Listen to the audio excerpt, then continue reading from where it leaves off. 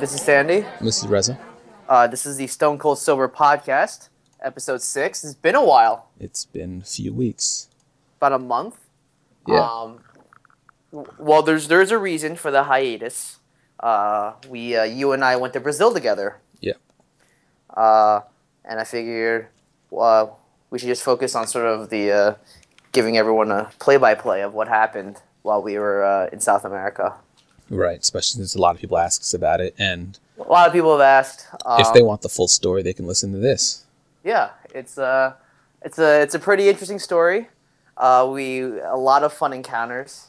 I think this trip kind of got started off on an interesting foot where we took a cab. I figured it was the best way because we had all these bags, just to take a cab from my apartment in downtown to JFK, and we hit some traffic. Right. I also think that we took a weird way, but thank God it's a flat fare, because it did take us a while to get there, and at one point we were in standstill traffic, at the airport. Yeah. But there was no accident of any kind. It was just the split, I think, between the departures and the arrivals. Yeah. I think there may have been an accident at one point, but I don't know. As soon as we split for the departure side, we were just cruising right up. We were cruising. But the other side was still backed up, so there may have been an accident further ahead on that end, but I don't know. There might have been. And then when we get to the departures terminal, there is the world's longest line through security.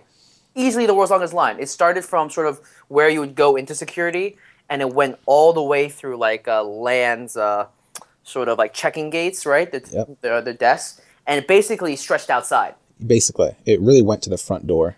It really went to the front door. And when we arrived, we only had about an hour.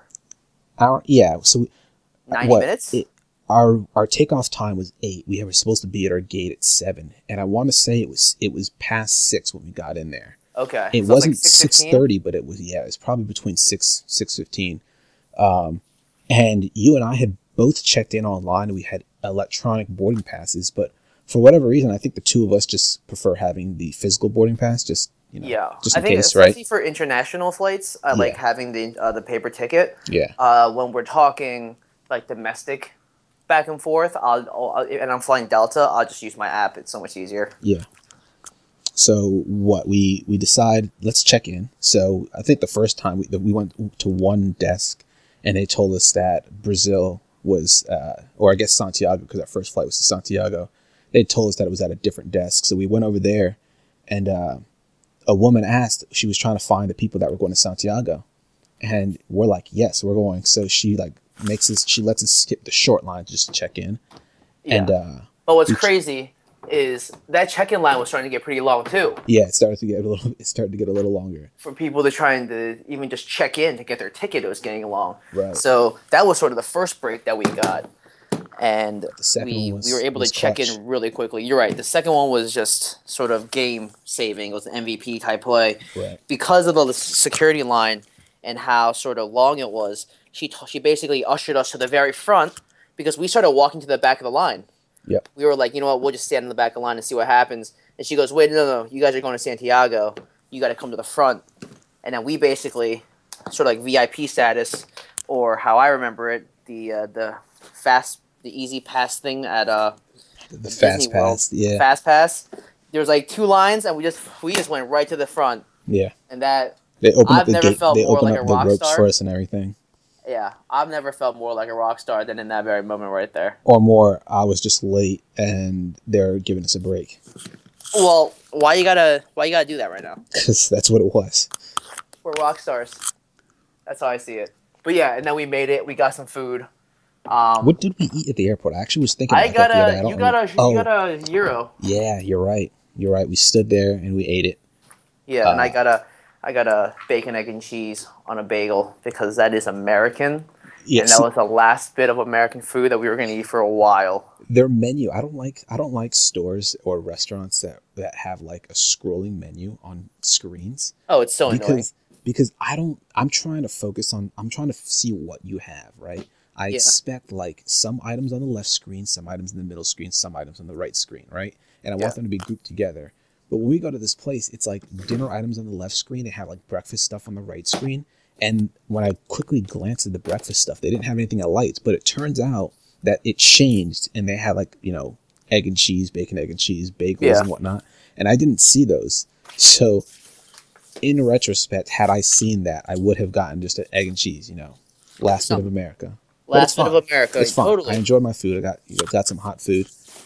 Hot is the most important. Right. Because we didn't know what we were gonna get on this flight. Oh Down. man. Let me tell you, I was because it's land airlines. I've never flown land airlines in my life, right? Uh-huh. I was expecting that this first flight would be terrible. Like I maybe I shouldn't say terrible. I wasn't expecting it to be terrible, but I wasn't going to be surprised if we got on this plane and there were no TVs whatsoever. We would just sit down, have this 10-hour flight to Santiago, and just sit there listening to music or whatever it would be on our phones. Yeah. But that wasn't the case. We get on the plane, right? And the first thing I do is quickly look behind someone's seat to see if there were TVs, and I see that every single seat has their own like touchscreen TVs. It's like a brand new airplane. Yeah. Sit down, start messing with Plane it. looked Once nice. it took off, it was a very nice plane. They had like Plane the looked nice real ambient nice. lights and all. Yeah, they had the mood lighting. It felt like we were at a Chinese restaurant with the types of colors they were using. It was great. And they had so many movies. They had basically movies as recent as Edge of Tomorrow, stuff that had just come out on Right. DVD, I would say. Yeah, there were Or, actually some things I think that weren't out on DVD too yet, though. Like what? I think Dawn of the Planet of the Apes, is that out on DVD now? Let's just say it is. Okay, fine. Let's just say it We'll is. just say it is. Because I definitely know that there are other flights that my friends have recently flown on, like Korean Air or something, or Singapore Airlines, Right. where the movies that are still in theaters are on their planes. Yeah. Oh wow. I find that to be a really compelling thing to offer people, if you think about it. That is. Because then if that was the case, can you imagine watching Interstellar on the plane? Like that would be great, just to save like a ton of money. Yeah. Um, I'm just gonna fly over to Korea real quick so I can see Interstellar. I mean, you kill two birds with one stone. Right. Yeah, there was movies. It was really comfortable. We actually were sitting in the middle. So there were Yes. three sort of rows, right? For Mhm. 3 columns of seats. There was a three. Was it 333 or 32 or 232? Do you remember? I think this flight was 333. And we were in the middle 3. And the great thing was there was nobody in the middle.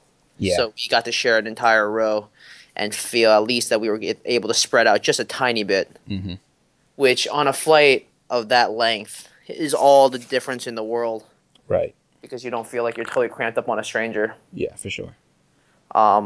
Food was pretty good, I think. What was the first thing that we had down? Think. Chicken and beans and rice? Yeah, I think I had chicken on that flight, and I don't remember what else was with it. Right. Yeah, all I know is I heard what you ordered, and I go, I'll just have what he's having.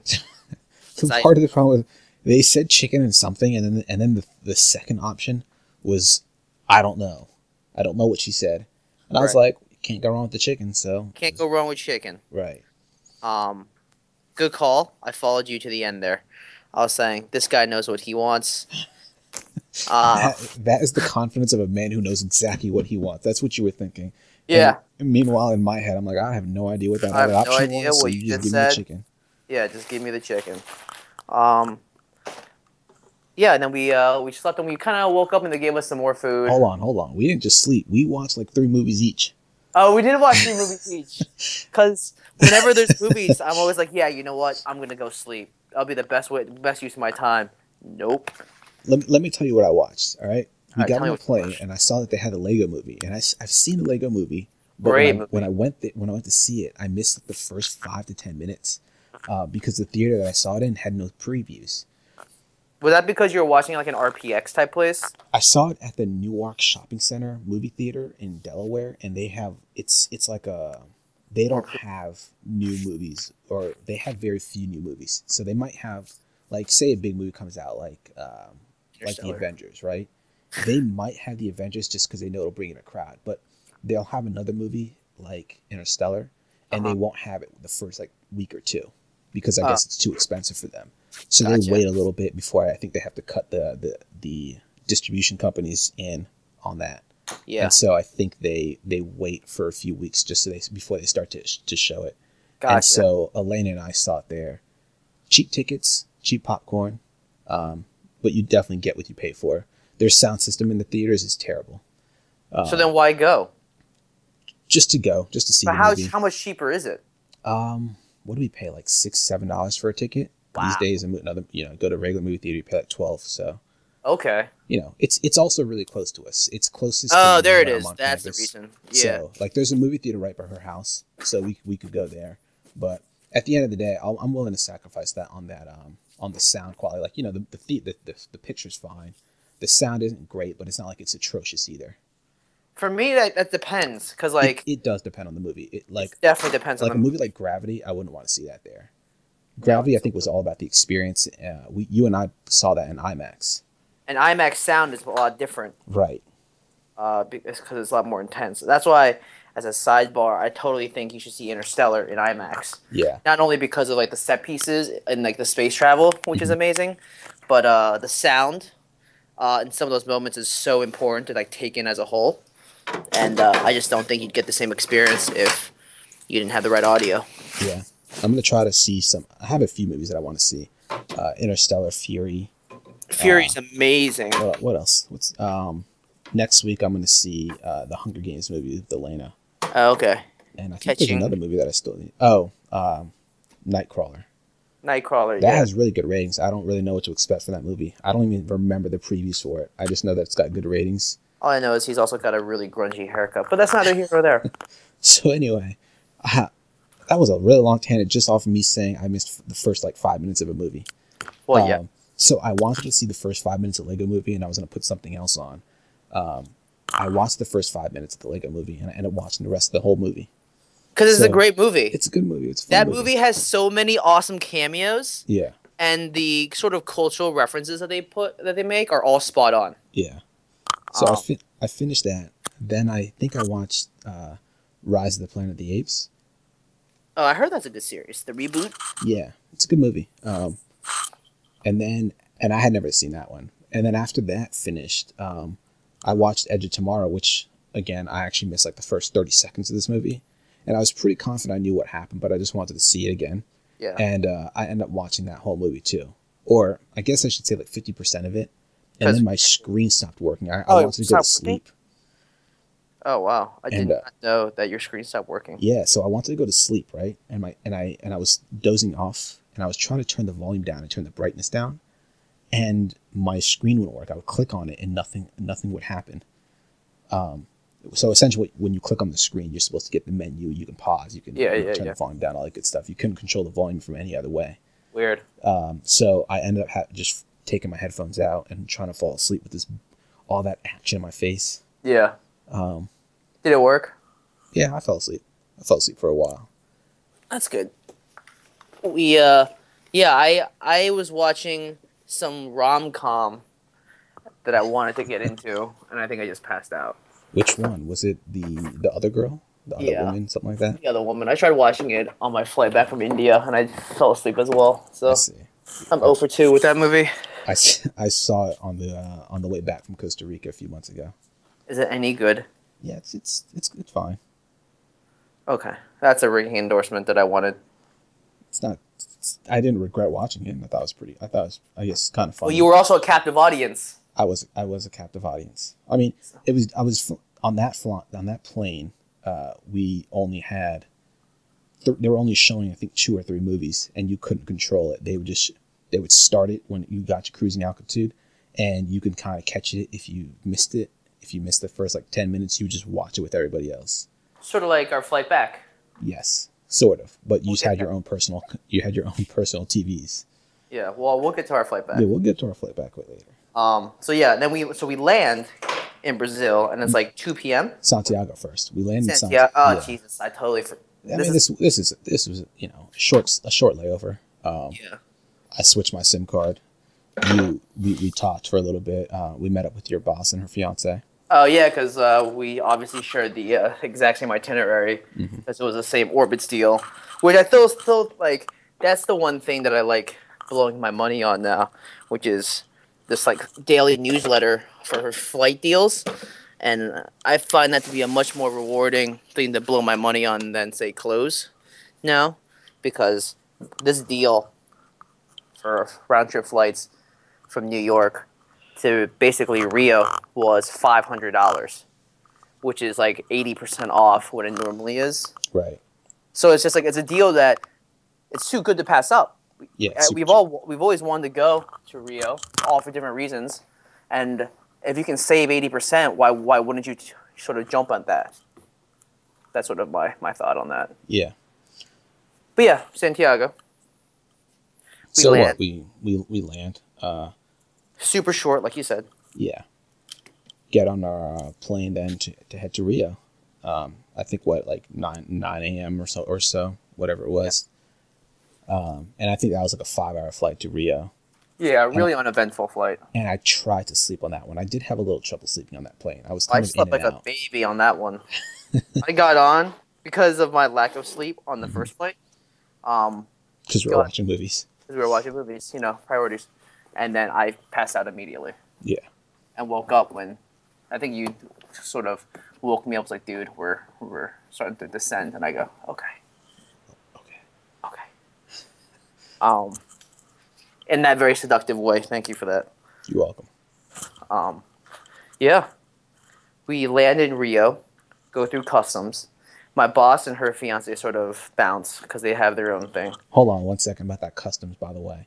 This was a really kind of an awkward experience. It was like, do you have anything to declare? Yes or no, right? And there were 2 different lines for the yes and the no's. If you said no, they would send you through this rope and you'd walk around and you were out. That was it. Nobody stopped you and asked you anything. I think it's because most people aren't bringing things into Brazil. Most people are trying to get stuff out of Brazil. I guess so. It's like, hey, are you bringing anything in? No. All right. I mean, it's definitely not like JFK's customs, right? Where you first go through customs. Do you have anything to declare? Yes or no. It doesn't matter. Yeah. Because I just have to make sure your passport's good, and then there's other people who will check your stuff once again. Right. But yeah, I mean, customs was so easy. We just walked right through. Yeah, basically. And you and I had some money on hand to basically. I was trying to find an ATM. There was none to be found, so we got basically totally shafted on the exchange rate. Right. But we just needed some money, just to call a cab and get to our Airbnb place on Copacabana Beach. The guy, now this is a really new move for us, especially for me, because the cab driver is sort of like a black car driver in New York. He's just waiting in the airport. And in New York, if he goes, do you want a cab? You say, no, because I'm going for a yellow cab. Out there, he goes, do you want a cab? I go, yeah, sure, because I think we were so wasted from the flight, right, like physically and emotionally, that you're just like, you know what, just let me get out of here. Also, he wasn't like next to his cab. He was wearing like this kind of raggedy suit, I guess, right? Right. And he's like, you need a cab? And he's like, we're like, yeah. And then he starts walking us out. And then he's like trying to take our bags. I'm like, nah, man, I'm cool. I can carry my own bag. Yeah. And then he starts speaking to us in Portuguese. And I don't speak Portuguese, right? Neither do I. I speak a little bit of Spanish. I tried to brush up on a little bit of Portuguese before we came, but I admit I did not do I did like maybe an hour tops. So I could have done a much better job. What were the words that you learned? I learned how to say like woman and man. That's important. But like, that's important. But like, I never learned how to say, where's the bathroom with, how much for a cab, or run the meter. Some things that we really did need to know. Right. And so he starts walking us to his cab. I don't even remember if his cab was yellow or not. No, it was a black car. Was it a black car? I don't remember. I just remember getting in the car, and he before we got to the car, he started speaking to us, and he like asked us what we were here for, and he did this in Portuguese, and I only know because he said trabajo, which is work in Spanish. So trabajo or it was either like pleasure or play, whatever it was. Yeah. And I was like, that one. I said it. I don't remember what it was, but I said that one. And he's he laughed. He's like, good. Sit in the cab, and he pulls out his phone, and he writes 125, and he said that's how much it's going to cost to get to our place, and we're like, go for it. Yeah. Because we have no idea. We don't know. We have no idea how much it costs, but I actually thought about this. This is a really cool sort of idea for not a business, but like an app where you basically pick an airport, pick a place that you're going to, and it gives you an approximate amount to prepare for. Right. Like from New York, from JFK to anywhere, it's $55 flat. Now, adding sort of tolls, right, depending on where you go, and tip, it comes out to like $70. Right. You would like to know how much that would like how much it's going to cost for you to get into the city. Right. If you knew that it's $70, you'd want to be prepared for that. Right. Similar to how much it actually costs from like downtown Rio in Copacabana Beach to GIG Airport, you'd want to know how much it is. But that's neither here nor there. Right. So so we finally get into the city. You know, we're like checking out the sites and whatnot. We see a few like favelas. We didn't see just a few favelas, dude. We saw a few favelas in the distance. We saw a few large favelas, dude. Like not actively crawling, but like sprawled along all of the hills and the mountains. It's really amazing, right? It's crazy how many favelas there were. I wish I could go in and see, you know, what life is like in there. But I'm not. That doesn't seem like the best idea. No, I'm not going to do it. I said I wish I would. I wish I could. Could being the key word there. I'm not going to do it. Right. So we get to our place. Right. Pay the $125, which is $125, which is roughly $50. Yeah, because the conversion is 2.5. Right. And we get to our place. It's called the Brooklyn, which I found very fitting. There was a doorman. Right. A really tiny elevator that took forever to work. Super tiny elevator. Literally, it said 4 persons max. Max. And I think like 220 kilos was the limit. Yeah. Sometimes you get in there with like a few bigger people, and you're only fitting 3 people in that elevator. Yeah. But you get a little worried because you're kind of teetering on that upper end of that weight limit. Right. We get to the place and we ring the doorbell first, and there's no answer, and we're like, Jesus Christ, because because it was Airbnb, I let him know when we were gonna land and all that stuff. I emailed him too. Right. No answer at the door. We knock on it, and then thank goodness he answers. Really nice guy. His name is Carlos. Yep. Had a tiny little apartment, showed us how everything worked, and he was basically on his way really quickly. Yeah, very fast. He just wanted to make sure that we got settled in and didn't have any outstanding questions before we headed out. Yeah. We chilled for a little bit. We sort of like decompressed, unpacked a little bit, connected with the internet, like watching TV. The first night wasn't too crazy for either of us because we just wanted to get our bearings straight. Right. And sort of acclimate. Yeah, we did go out though. Like we after relaxing for a little bit, we walked along the Copacabana beach, and I know you wanted to take that picture, so you got a shot. You got a shot of the entire beach. Of the entire beach, which I think is really cool. What's funny is, so I work at American Express, and in the lobby they have these huge murals. I think you've seen them. Yeah. They've got ones of Istanbul, of like the Blue Mosque of Istanbul in the Bosphorus River, and it's over. They basically the painting is done from the point of view of like one side of the bridge, and I've seen that exact sort of view. Yeah. There's one of Copacabana Beach, and now you and I can confidently say the benches along the edge of the beach where like that old style fort is, and where the fishermen bring in their boats. We've seen that view. Yep. And now I think the only remaining view is Sydney, or the Opera House. Right. So once I get that, I mean I think it's just really funny that I will have been able to check off all of that. But we walked to the entire Copacabana beach. Yeah. It was a good walk. That was like easily, 2 miles? Yeah, I guess so, in total. Yeah. As you're walking along, there have like these really elaborate sand castles and like sculptures along the beach. Yeah. Right? And there was one that I found very full. So these people, I think they just basically sit there all day. They just chill there. And if people kind of approach them and they look like they want to take a picture, these people were getting up out of their chairs and they were standing in front of their sand castles. So I think they were charging people to take pictures. Otherwise, you would just end up getting a picture of an angry man or woman, because they didn't want you taking a picture without getting paid. But there was just one. There was this one like it was all sand and it was just butts. It was just chicks laying in the sand, or sculptures of girls laying in the sand. They even had like thongs on them, which I thought was pretty funny. Yeah. Never took a picture of it, so I have no proof of it because I wasn't going to pay the man to do it. No, of course not. But yeah, there was a lot of intricate sandcastles. There was a ton of food stalls everywhere. Yeah. Like outdoor dining, which Pizza I in a find. cone.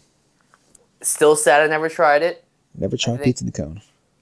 Pizza in a cone sounds great. There's a place actually in the West Village that does like not sandwiches in a cone, but like I guess it is pizza. Just like warm. You know what? It is pizza in a cone. I don't know why I'm trying to qualify it. It is pizza in a cone. I should just go and try it. I don't think I'm gonna try it. It's just too cold outside.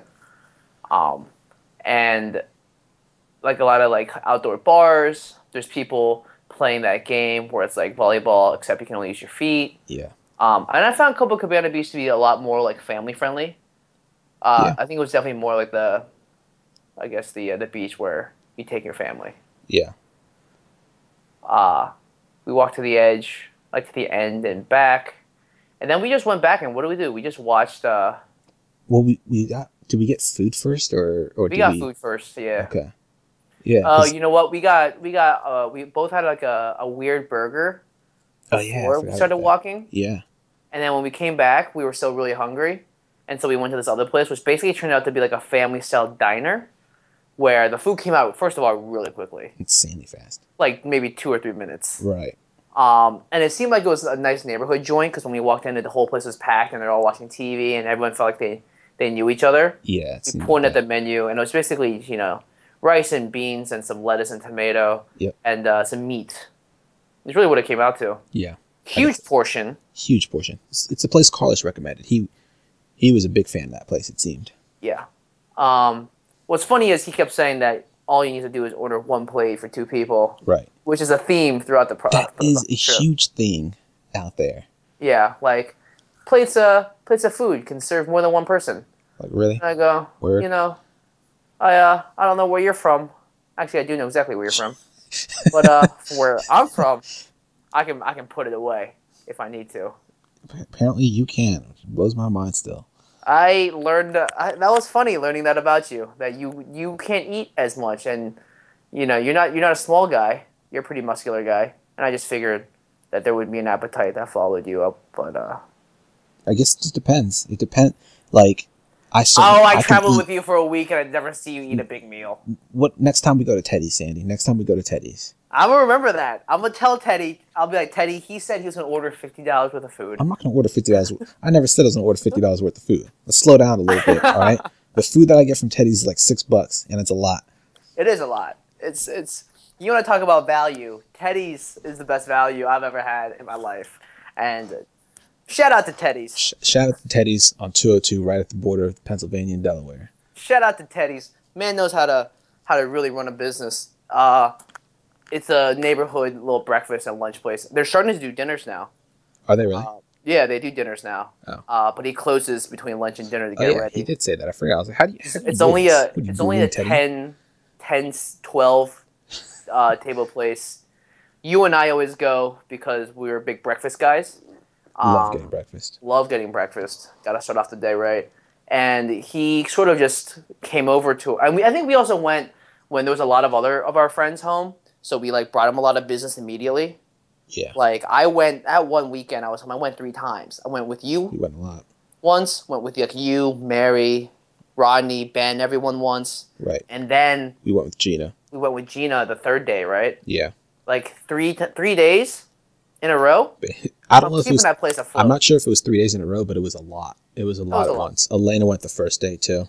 That's right. And you and I, that's like our place now. Yeah. For me, it's because he makes a great like Greek omelet with feta cheese. Comes with toast. Coffee's pretty good. Yeah. I always like to buy their sparkling water, but it's $6, and I really think I need to talk to him about that because that pricing strategy is all out of whack. I love how every time we go in there, you say you're gonna buy it and you never bought it one time. Oh, did you? Look at that. So like, I think the bill is like, can we split this but put this on my bill? You know? I don't even remember that. But and then there was like during the NFL season, like he's a big Baltimore Ravens fan. You're a big Indianapolis Colts fan. I'm a big Chargers fan. We always talk about football. And then last season, at the end of the season, my Chargers had basically beaten the odds to get to a point where like we needed to win our game and three other teams needed to lose. Yep. And I made a bet with him, and I go, Teddy, if my Chargers make it to the playoffs, then I get to eat for free. But if I lose and the Ravens make it to the playoffs and I have to cook for you, that was basically the bet. Yeah. I go home. The Chiefs play their B team. We barely win somehow. The Ravens lose, and we went the very next day. And he goes, "Well, breakfast is on me." I ended up overpaying anyways. You overpay. That's the funny part. Yeah. Your food is like My food $7 maybe. $7. The whole bill. And you tip. Say we eat there for like $10-11 each, right? And I gave him a 20. Yeah, and then you gave him a 20. Yeah, I mean, because it doesn't. I mean, the bet's not the important part, right? What would be really funny is if his daughter pocketed the whole thing. I hope she didn't. And never. I hope she didn't. But I mean, I don't think she knew about the bet. I have no idea. I don't know if she knew about the bet. I mean, but they had to settle up at the end of the day. Wait, don't put that idea in my head. Sorry. Don't put that idea in my head. I just thought basically the bet was like a friendly way of getting close with the patron. Yeah. And, but the money doesn't matter. But I'm sorry. How do we get on this topic? Man, it's because we went to breakfast, and no, we were talking about my appetite. Oh yeah. That's what happened. Yeah. Before we walked along Copacabana Beach, we got these fake burgers. Emphasis on the word fake. And their napkins were awful. Their napkins were literally wax paper. Let's talk about that. Yeah, they're everywhere we went, no matter how nice the place was. Yeah. The napkins were wax paper napkins. Except for McDonald's. McDonald's had real napkins that were wrapped up in paper. Knows how to run a business. McDonald's knows how to run a business. Because the last thing I want is to rub this food, instead of like wiping it off my face, to rub it around my face. Because that's infuriating. Absolutely infuriating. So after that night, so we went to bed, right? Or we went to bed pretty early. I don't even remember what time we went to bed. I remember we watched, is that the night we watched Inside Man? No, Wolf of Wall Street, right? Oh, is that okay. Maybe we watched Wolf of Wall Street then. I don't remember. Yeah, I don't remember either. Not important. Yeah. We went to bed rather early, just because we wanted to sort of get a full night's rest. The next day we woke up, we grabbed some food first, right? Yeah. Well, we went to the bank and all that stuff, but where did we get food? Do you remember?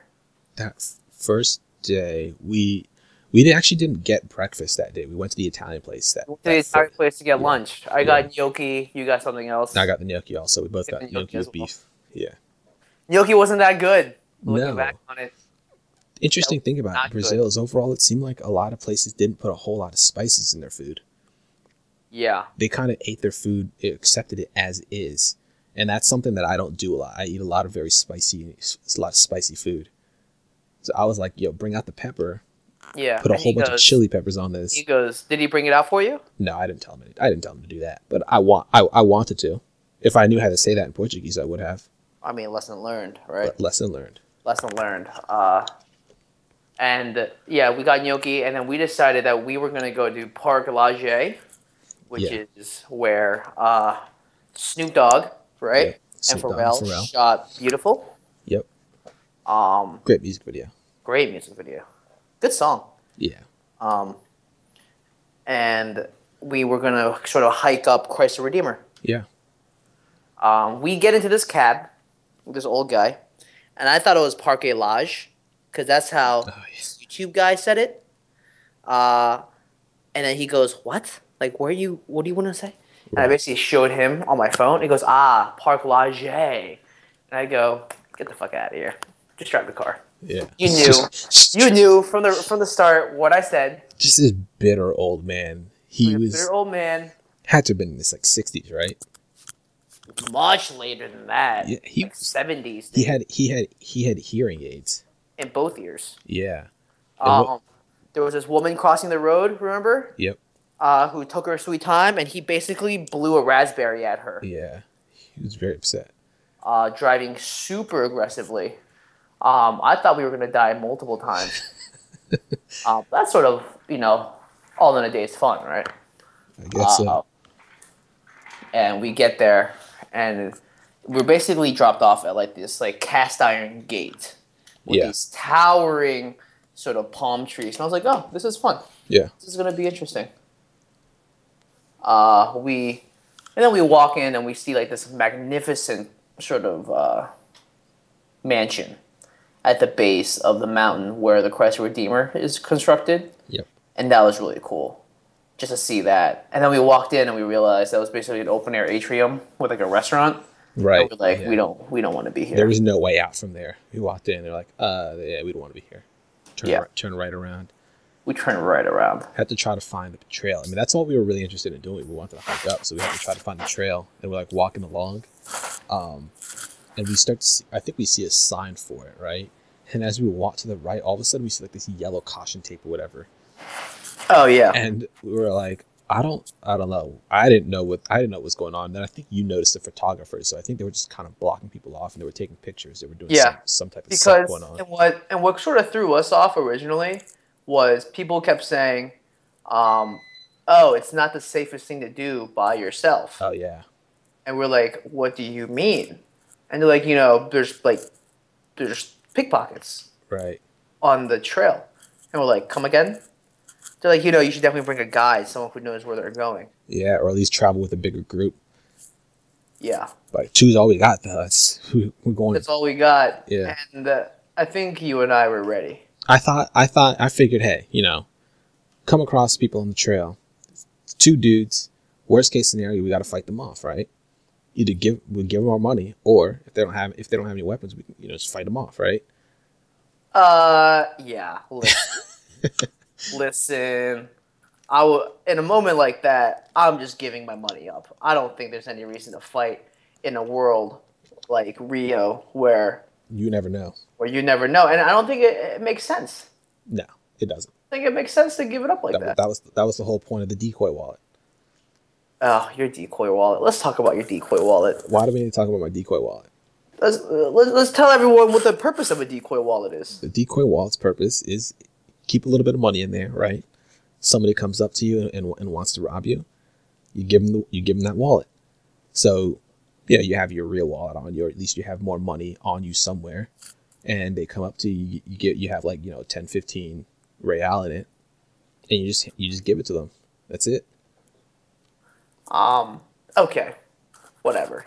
I just remember that you never knew where your real wallet was compared to your fake wallet. My real wallet was in my front right pocket.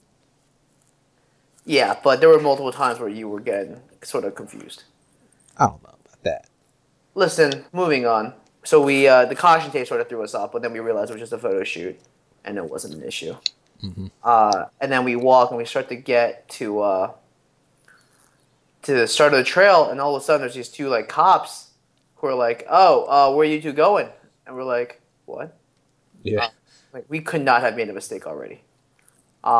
They're like, if you guys want to do the hike, you have to sign in the log, and we're like, oh, this is great. This is exactly what I want to do. So, but it wasn't an issue. Just like your name, where you're from, The contact info, the person that you're staying with. yeah, and then just some paperwork, and then we were on our way. Yeah. And the hike started out rather tame, right? Yeah. Very very tame. A lot of undergrowth, just like a lot of roots, and just like sort of just climbing at a pretty, I would say like a 20, 30 degree incline. Nothing crazy. You're just going up a hill. Right. And it's like really meandery. So, Because you're if you see going our about- pictures, like we're kind of approaching from the front of Christ the Redeemer, which is very steep. And so I think the very beginning of the trail, we more or less moving across the mountain to the left of it. And then we approach sort of from the back. Or the side, at least. Yeah. And it was basically like that for the first good kilometer, you'd say. Yeah. Yeah, probably. And thank God that the trail was sort of marked for us. Yeah. Um, but then it starts to get interesting because it gets to a point where you're basically heaving yourself up. Like the trail basically increased in difficulty when the sort of slope went from 20, 30 degrees to I could arguably say like 60 degrees Yeah, I would say so. because you're basically pulling yourself up on like it's like if you were basically climbing like a huge set of stairs, but you Yeah. took out like the middle five stairs Yeah. because you had to basically just like get on all fours and like climb up this stuff. And it was a lot of fun. Yeah. But man, were we not expecting that. I wasn't prepared for that. I think you and I both had our butts kicked. Uh, Easily. I mean, we didn't eat a lot. We weren't drinking a lot of water. It was, I know it's just, especially coming off a long flight, getting Yeah. used to the new place. Like there was a lot to take in immediately. Yeah, but it was a lot of fun too. Um, Oh yeah, absolutely. I mean, a very very rewarding hike. right. I think it's suggested that it was supposed to take about 2.5 hours to get to the very top, and I think we summited in about an hour and a half. Oh yeah, we flew. So we had a pretty nice, pretty solid pace. The one interesting part was the chains. There's one part of this hike where you for the most part you're going along, just dirt. There are a lot of trees along the way. You can kind of hoist yourself up and whatnot. But there's one particular part where you have to go up just a pretty nice incline of just rocks, and there's really not a lot that you can grab onto. So what they've done is put a long string of chains, and they've kind of just bolted them to the rocks. So you just hold on to the chain, and you just kind of pull yourself up. It's not like a 90-degree angle or anything like that. And I don't even know how steep it was. What would you say it was? Like 60, 70 degrees up this rock? Oh yeah, and it was basically a sheer rock face. Yeah. And so you're just kind of pulling yourself up. I think you led the way, and you just pretty much stayed one length of chain in front of me at a time. So, I wouldn't pull the chain while you were holding onto it too. Yeah. Yeah, I think it looked tougher than it was. Yeah, it wasn't too bad. I mean, the worst part about it was just the fact that we had hiked up so far already, and I know I was really tired. So I get to the chain. I think that was the longest break that we took, was just getting that breather before we hit the chain, but also not like resting so long that your legs just kind of relax so much that they were not going to be useful anymore. Yeah. Um, we thought, and like all great hikes, it ends on the side of a road. uh, I didn't know what to expect. I thought we were gonna be able to hike up like basically right to Crest of Redeemer, like sort of show up like in some of the photos that I've seen. I thought you just showed up like near the side or what have you. Right. Um, and It's interesting. I got a notification on Skype on my Xbox One. Oh wow. I'm just watching some streams right now. But we crossed one like tram rail Yeah. sort of stuff, and then we ended up on the side of the road. Yeah. All these like the tourism vans were Right. bringing people up, and we're like, definitely it was very rewarding to do it the way we did it. Yeah. But it was just funny because like everyone is in these vans, air conditioned vans, just slowly driving up the slope. Meanwhile, you and I are huffing and puffing because we killed ourselves to get up there. Right. So I should point out that there are 3 ways that you can get to the top. You can either take this little train that goes up, so that's what we crossed most like over, I don't know, 7/8 of the way up. Then you could take a van, which is the road that we were on, and then you could also hike up. So obviously we chose the hiking option. And we went up like the last half kilometer or full kilometer to the top. And then we paid to get in, and then we had to climb up some stairs to get to the very top to get to the statue. And the funny thing is, we look over to our left and we just see a whole bunch of people on escalators. Like, really? Yeah. You guys took the van or the train to get up here, and now you're taking the escalator. It was just a pretty funny moment. Right.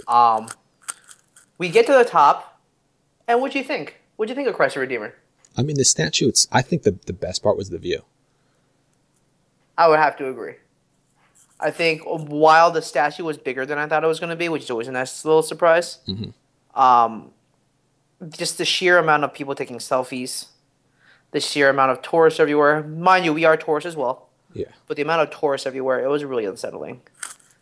Just like really crowded, but we were able to get some nice shots. Not like Quest for Redeemer, but you're right. The view was incomparable to say Right. because we got a 360-degree view of all of Rio from a nice sort of vantage point. Yeah.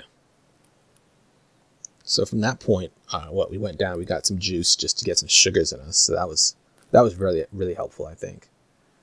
And Oh then yeah, the two of us wanted to take a van back. So we walk out, like we walked past the gates, and we go to ask somebody about a van, and they're like, "Oh no, you can't buy a ticket for the van here. You have to do that as a whole package.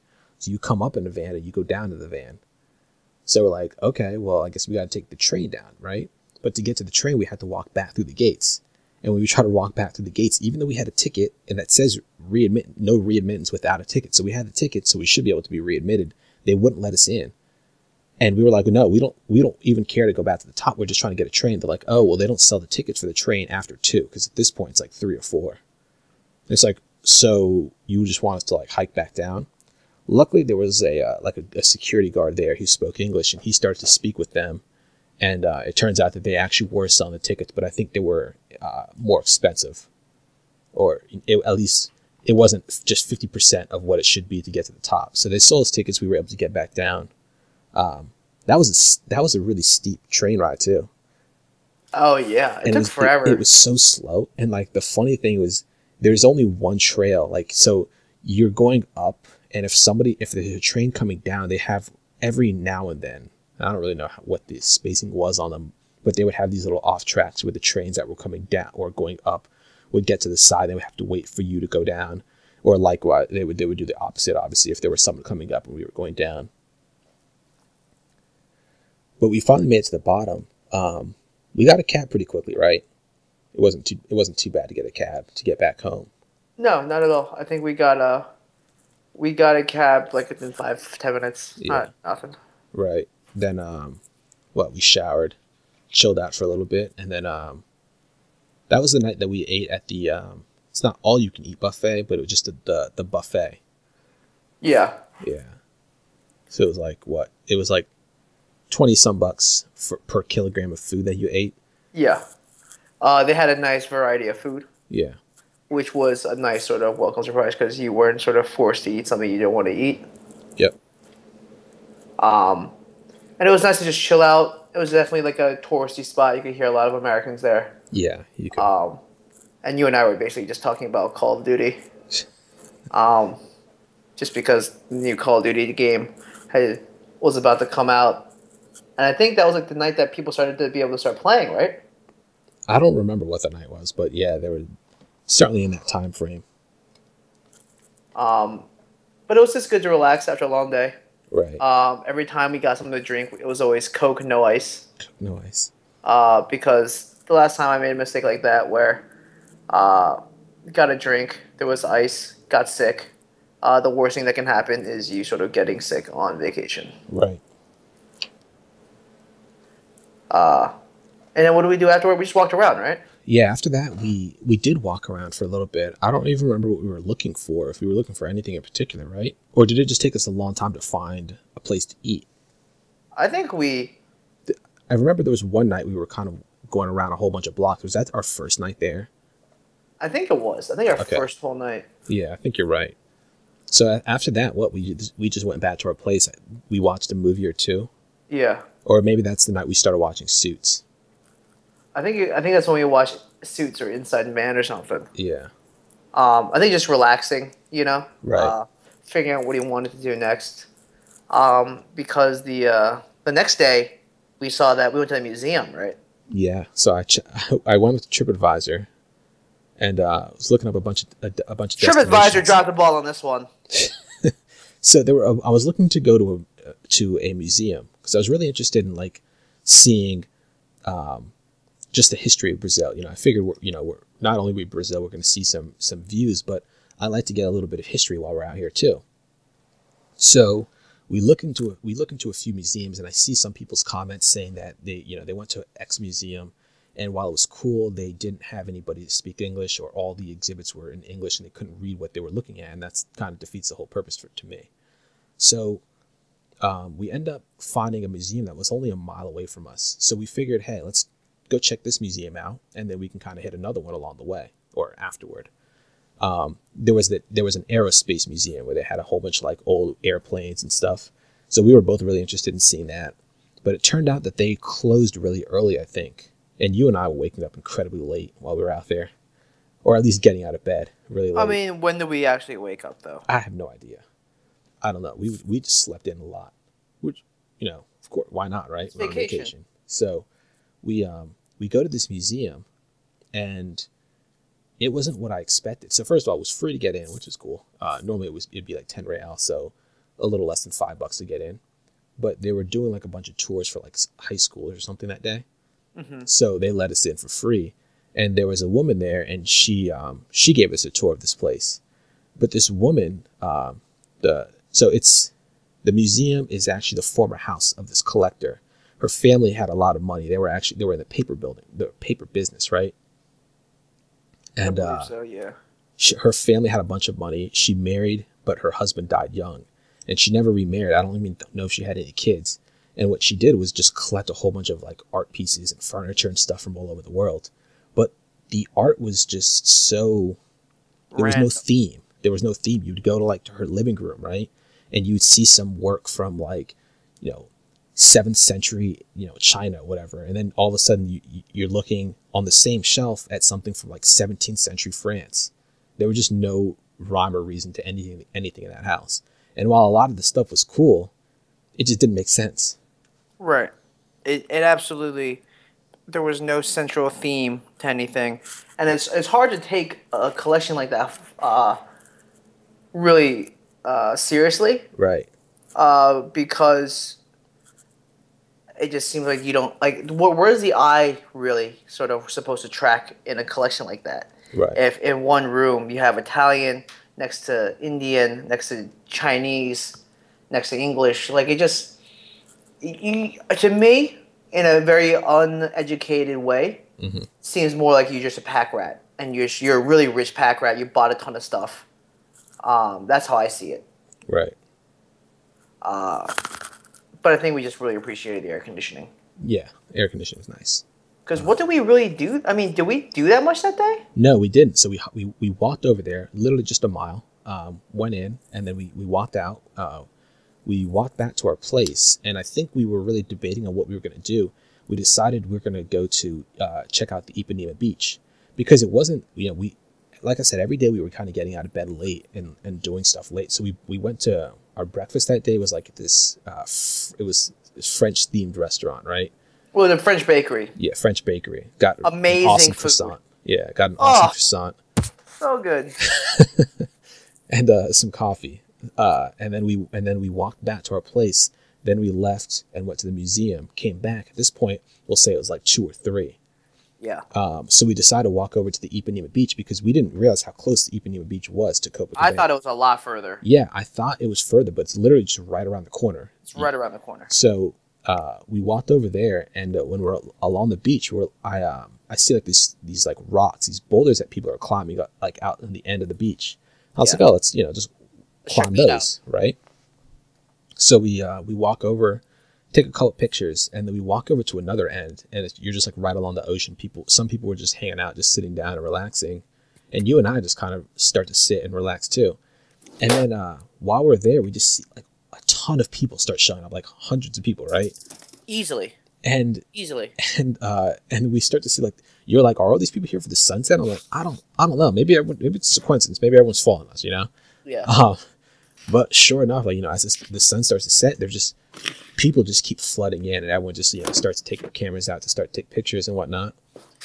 Yeah, and that's really where I nice. got that really beautiful shot. Yeah. And it turns out, wow, this is actually something that's worth sort of seeing. Yeah, for sure. So after that, we had to head back to our place to change because we were meeting your boss and her fiance for dinner. Yeah.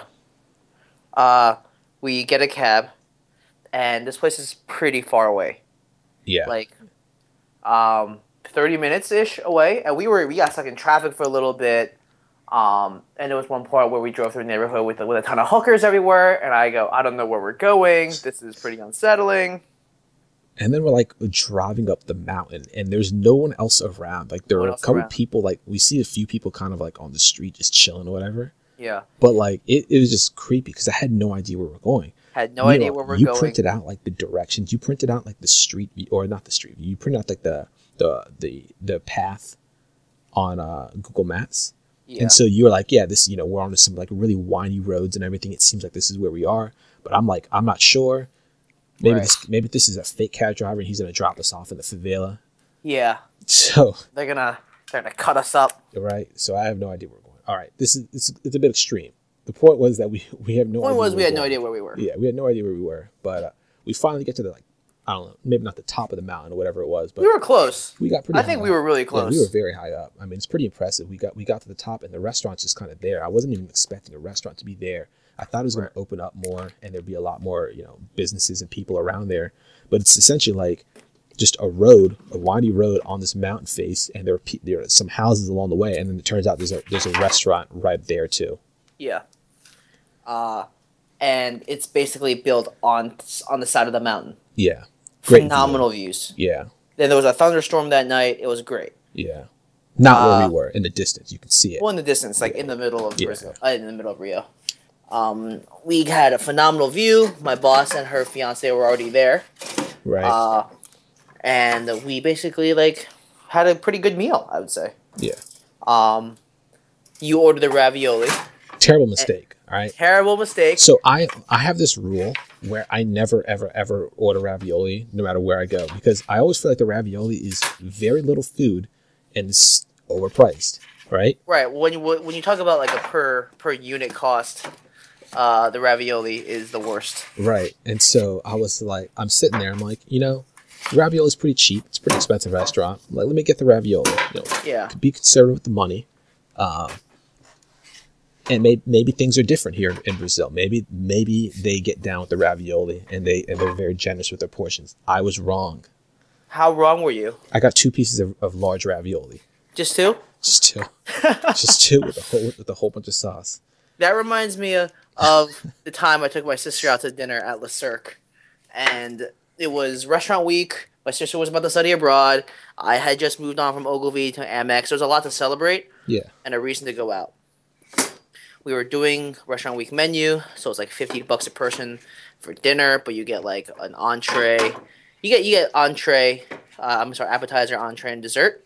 Mm-hmm. It's like, at a nicer restaurant, one that you normally can't afford, but because it is restaurant week, you get a chance to. Now, there was something off the menu that was like some sort of really fancy ravioli, and I said, why not treat yourself? This is one of the places where there wasn't any prices on the menu, which is a big mistake, because if you have to ask, you can't afford it. Yeah. So I was like, well, I'm definitely not going to ask. So you had at least you had 2 giant pieces of ravioli. Yeah. Because when they brought the ravioli for us, the 2 smallest pieces of ravioli I have ever seen in my life. And the plate was huge. And I was like, at least serve it in a tiny plate, make it look bigger. Maybe they ran out. Maybe they ran out and they decided to just give it to you. It wasn't good. I mean, the ravioli was good, but I can only tell you what it might have tasted like because there wasn't that much of it. Yeah. So it was like, well, I think I know what you're trying to go for here. So that's really what ravioli reminds me of. I think you had to go to a place like Carrabba's or Maggiano's to get like a ton of ravioli. Yeah. So. Well, I mean, it's also because in America, like, the ravioli is not only huge, but there's a ton of it, like maybe like 8 to 10 pieces, and it's swimming in a heavy cream sauce. Yeah. Right? Like, that's when you feel like you're really full, but then you also realize it's like 1,500 calories. Yeah. Lane and I went out. She took me to this restaurant in Philly, and she got the ravioli there. I don't remember what I ate that night, but I think I got a pretty large portion of food, and she ordered the ravioli, and they gave her like 3 pieces of ravioli, and it was smaller than what I had when we were in Brazil. So it was probably like equal amounts of ravioli. Right. Just very, very disappointing, when you're spending like $30 on a meal and you only get 2 pieces of ravioli. It's disappointing.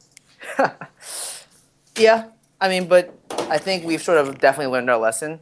Like, the world over treats ravioli like like a high ticket item, and you're not going to get that much of it.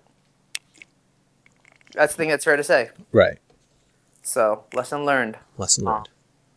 We then we head back, and then we were basically on our way out the next day.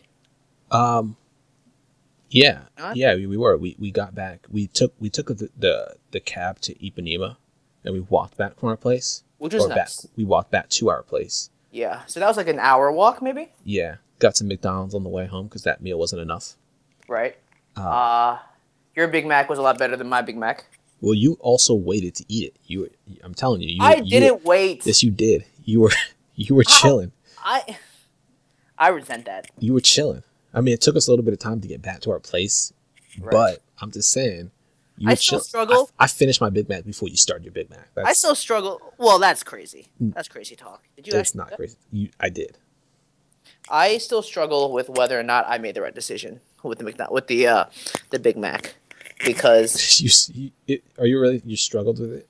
I want the McChicken. Why The don't you go get McChicken is. McChicken right now? You know, that's a good idea. It's not. But It's in a New bad York, idea. the dollar menu. I don't think it exists on the dollar menu in New York, because I don't think there is a dollar menu in New York. I think it's the $1.29 menu, Nice and and that's cheese. just not the same. There's also a Burger King that's a lot closer, and by a lot closer I mean like 2 blocks closer, and they have like 2 for $3 deal. Was it 2 for $4? Like the 2 giant chicken sandwiches for $4. Not a big Burger King guy. Why? I'm not a big fast food guy. That's really what I should say. Okay. Yeah, I'm not a big fast food guy either. Fast food is mainly only for airports and for road trips. And when you're in Brazil and you had a meal that didn't satisfy you, Well, because nothing else was open. right? Nothing else was open. That's true. Because remember, we were looking like for other 11. stuff. It was like, yeah, we tried to go to KFC. It was probably 11 or midnight at that time. Right. Tried Well, I to go think to not Field. only were we looking for KFC, we were looking for anything that was open. Yeah. So, don't say you hate fast food. And the first thing you say is, well, we really weren't looking for a McDonald's. We were looking for a KFC. I'm That just doesn't really sell me. I didn't say I hate fast food. Fast food is delicious. I just don't eat a lot of it. And I put KFC on a higher level than McDonald's. That's all I'm saying. So then the next day, we kind of just chilled, right? Yeah, the next day is the day we left. We had to leave our place by like 1 because we were going to San Luis. And so our flight was, I think, at 8. Mm-hmm. No, I'm sorry. Our flight was at 4. Our flight was at 4 in the afternoon. Yeah, and so we had to leave by 1. And, yeah, so we woke up at around 10, right? Cleaned up. We didn't really eat anything. And then we headed right for the airport. Yeah. No, we did eat. We went to the bakery below us. We saw there was like a little bakery shop. Oh, yeah. And it didn't match. We should have gone to the pear spot again, but that's fine. Well, lesson learned. Lesson learned. Next time, go to the pear shop. Next time, go to the pear shop. We head to the airport, and our first flight. Oh wait, we took a cab, and they ran the meter, and it cost Thank you. It cost like I'm all over 53. the place right now. It cost like 53 real to get to the airport. So that's how we knew. I mean, we already knew based off our previous cab trips while we were there that we got ridiculously overcharged, but we didn't know how much. And we went back to the airport from the place that we were staying. We paid 125 to get there, but to go back to the airport, it cost 53, which is like $20. Yeah. It was a really illuminating moment. Yes. But it was good to know, like, sort of how much it actually cost. Yeah.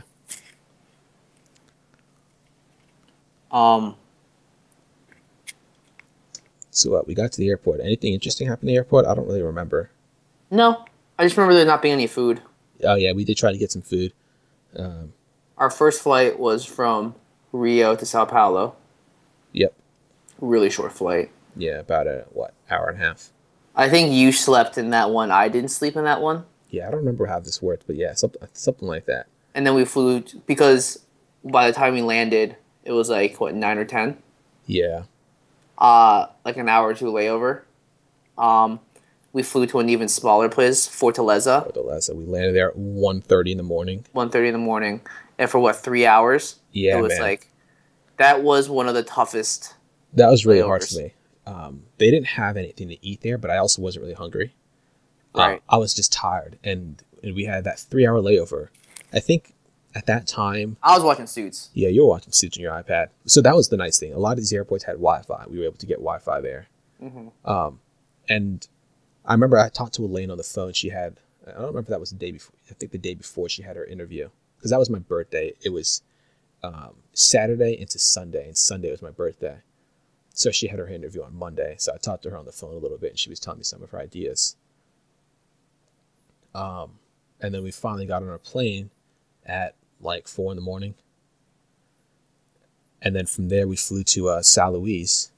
And the San Luis was a crazy one, which I'll let you tell with your quick decisions. Oh yeah, we landed at San Luis at 5:30 in the morning. I had spoken to the B&B guy, who. Now the reason why we chose this place was because my friends had gone a couple months before, and absolutely raved about it. Um, and I was like, you know what? While we're there, we'll take a look. Flights are super cheap to get out there, right? Yeah. Turns out we should have flown land because my friends flew land, and they had Oh, like really nice. They only took 2 flights. Flights were like basically like the land flight down, um, and it was just a lot better. I see. I mean, Go wasn't terrible, but yeah, it was a lot. We did 3 flights. We had 3 flights to get there, and that wasn't even the end of our trip. We were going to a small town called Bajarenas, I think is how you pronounce it, right? Yeah. And you spoke to the Airbnb guy, and he said we had to take a bus, right? Right. Now I looked on their site, and I thought they had 2 options for a bus. I thought there was the option for a bus that you take was just a public bus, and that you can get that at like 6 a.m. But I thought there was a second option that left at 7. And then they also said you could take a cab, and I'm pretty sure their cab price was like, oh, you could take the cab for like 60. There's no way that you could take a cab for 60. I don't believe it. Yeah. But so yeah, you talked to him, and he said that. I guess I'll let you tell it because you know. Yeah. You know better than I. He just like, if there's a information desk at the airport, they'll know who you are. You're all set. We'll buy the ticket for you. Okay. I was like, just in case though, before we fly out, let's make sure we have some money just in case. Right. We landed 5:30. We disembarked by 5:40, and then we're in the main area around 5:45. Now, I remember there were a couple of buses. There was like a 6, a 9, a 12, and a 2. Yeah. So every bus is really important to make, because if you miss it, we're basically shit out of luck. I go to the information guy and I go, hey, where are the buses? He goes, well, this is the airport. There's no bus terminal here. And I go, no, I understand that, but then where is it?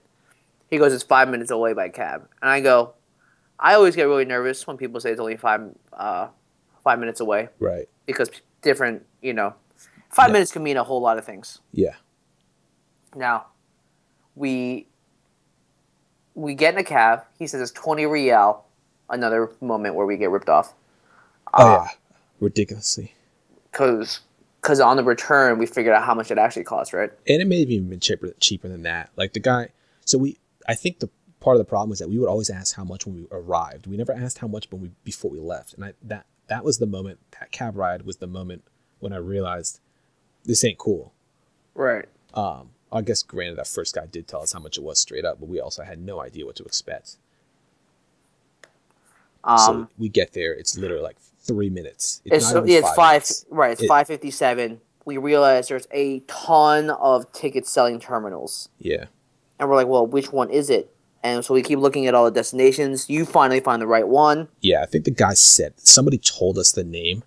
Yeah. And we were trying to find it, but I didn't even hear exactly what he said. Then I saw one of the only, because there were not a lot of windows that were open, and I saw one of the ones that was open, and it was it. Right.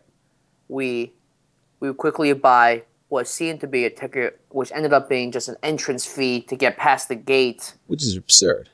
Right. We were trying to buy a ticket because to me it doesn't make any sense. Why did we even have to go to this guy at the window in the first place, right? Why is there a window there if they can all just sell entry passes to get to the buses? Like if that's all they're doing, or they're just information desks, like why don't they just have one consolidated window or several small windows to serve these? Because we didn't buy a ticket from that guy. We just bought a little token to get past the little gate, and then when we got on the bus, we had to pay for the ticket. Right. It's all just a total bunch of hullabaloo. I feel like there's so many things that you and I think are really dumb. Maybe they were really dumb, but I think a lot of these things are part of the problem is we're foreigners, we don't speak the language, and we just have no idea what their customs are. So we're trying to figure things out or trying to make sense of things, and they just don't make sense at all. Right. But so we get past the gate to go to the bus. We get on the bus, and it was like, well, how much was it? 35 a 35 person? each, so 70 real. 70 real. I give him 100. He takes the bill. No change. Okay. Right. Whatever.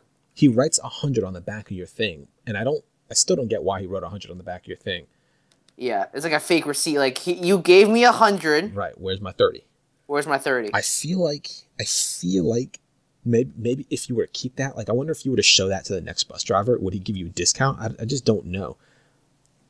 I don't know either. I don't know. I think we got ripped off. I think that's all it is. We got ripped off again.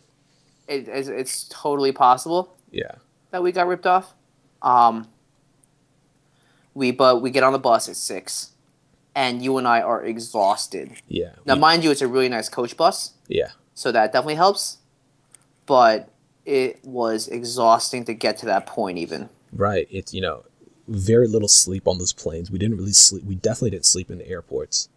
We had been up since, like, let's say 11 the day before. And now it's 6 in the morning the next day. And we're just sitting on this bus. And I had heard that it was about 3 hours for this bus ride. But again, we're in this this very strange place with running on so little sleep, basically no food.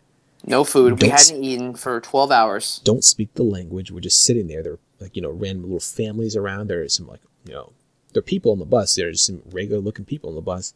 But I was like really stressed out at this point just because of all this, tired, hungry, have no idea where I am, have no idea where I'm going. I passed out because I realized that we were the last stop. Right. We were the last stop. I stayed up. I stayed up for a good hour and a half. And then I couldn't stay awake any longer. Part of the reason why I did stay up was because I was trying to just keep an eye on our stuff. Smart guy. Because me over here passing out like, what? Jesus, take the wheel. It was a coach bus, so you could put your bags underneath, but we took our bags inside and just put them up top. But I was still just trying to keep an eye on them. But at some point, I just couldn't stay awake any longer. I guess it was like 10:30. No, I'm sorry, not 10:30. It was like 7 or 7:30. I couldn't stay awake any longer, and I started to drift in and out. And I'd wake up like every half hour or hour or so. But that 3-hour bus ride was not a 3-hour bus ride. It was a 4.5-hour bus ride. 4.5-hour bus ride. And like whenever there were points at the end where we wanted to get off. Right. We didn't know. When we were given our receipt, it had a list of all the stops, and it showed where we were supposed to get off. It was the end of the line, but we didn't know, so the bus would stop at a lot of random little spots that didn't seem like real stops, right? Mm-hmm. So sometimes somebody would like come from the back of the bus and like run up to the front, open the door, and like tell the driver like, hey, I want to get off here. And the driver would stop. I'm like, does that count as a stop? Because that seems like a random, not real stop, because we just stopped like 30 seconds ago and this person seemed to have just missed their stop. And then sometimes we would just stop like on a random spot along the road and pick people up.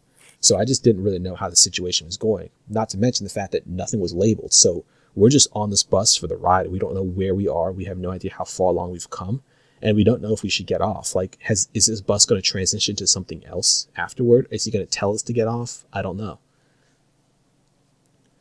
But we finally get like toward the end of it's like 4.5 hours in. And I start to see the name of the town, Bajarenas, on different buildings around. Yeah. So we're like, oh, we're here. And then we stop somewhere. We're like, should we get off? And we're like, let's just wait. So sure enough, we just wait. And the bus stops. The driver gets off the bus, and then he tells everyone to get off too. We walk out, and there's a bunch of people like, oh, tourist information or whatever it was. So they walk us over to a building, and this was really nice. I thought overall, we have no idea where we are. We get off this bus, and there are these people there, and they take us over to this building, and we tell them who we're staying with, and they're like, oh, okay, we'll drive you over there, and he'll pick you up by a boat. So they actually called the guy up, and they literally drove us to the river, And then, Right. sure enough, Michael comes over on his little speedboat. Oh my god.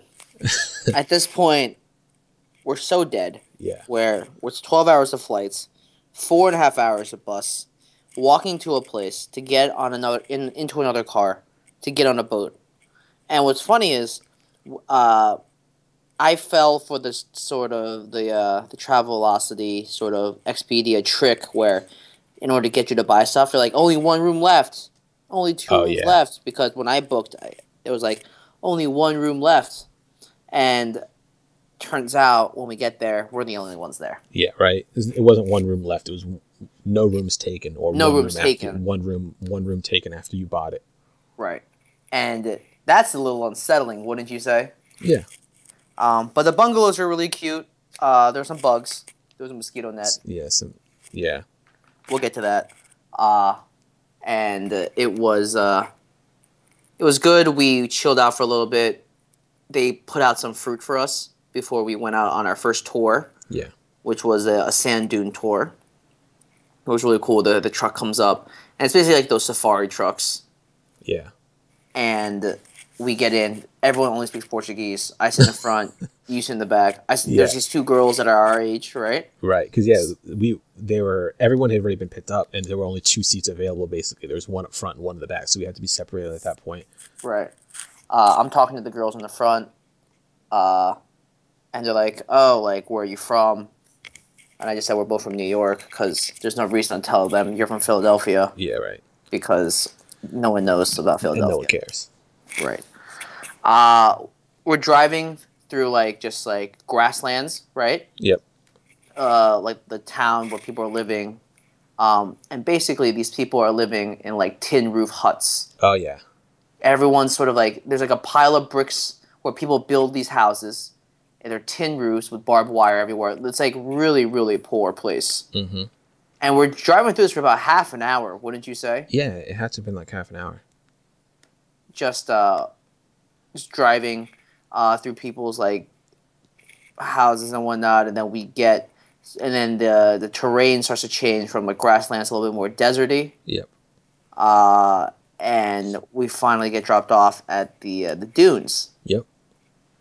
And everyone sort of gets off, and what's crazy is it was basically we're just gonna start walking, guys, into the desert. You guys better hold on because it's gonna be a wild ride. And we just started walking, and we were with a large group, but people started to drop off.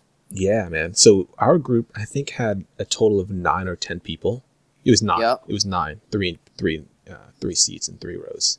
So 9 of us, right? And there were actually other tour groups that have come out at the same time.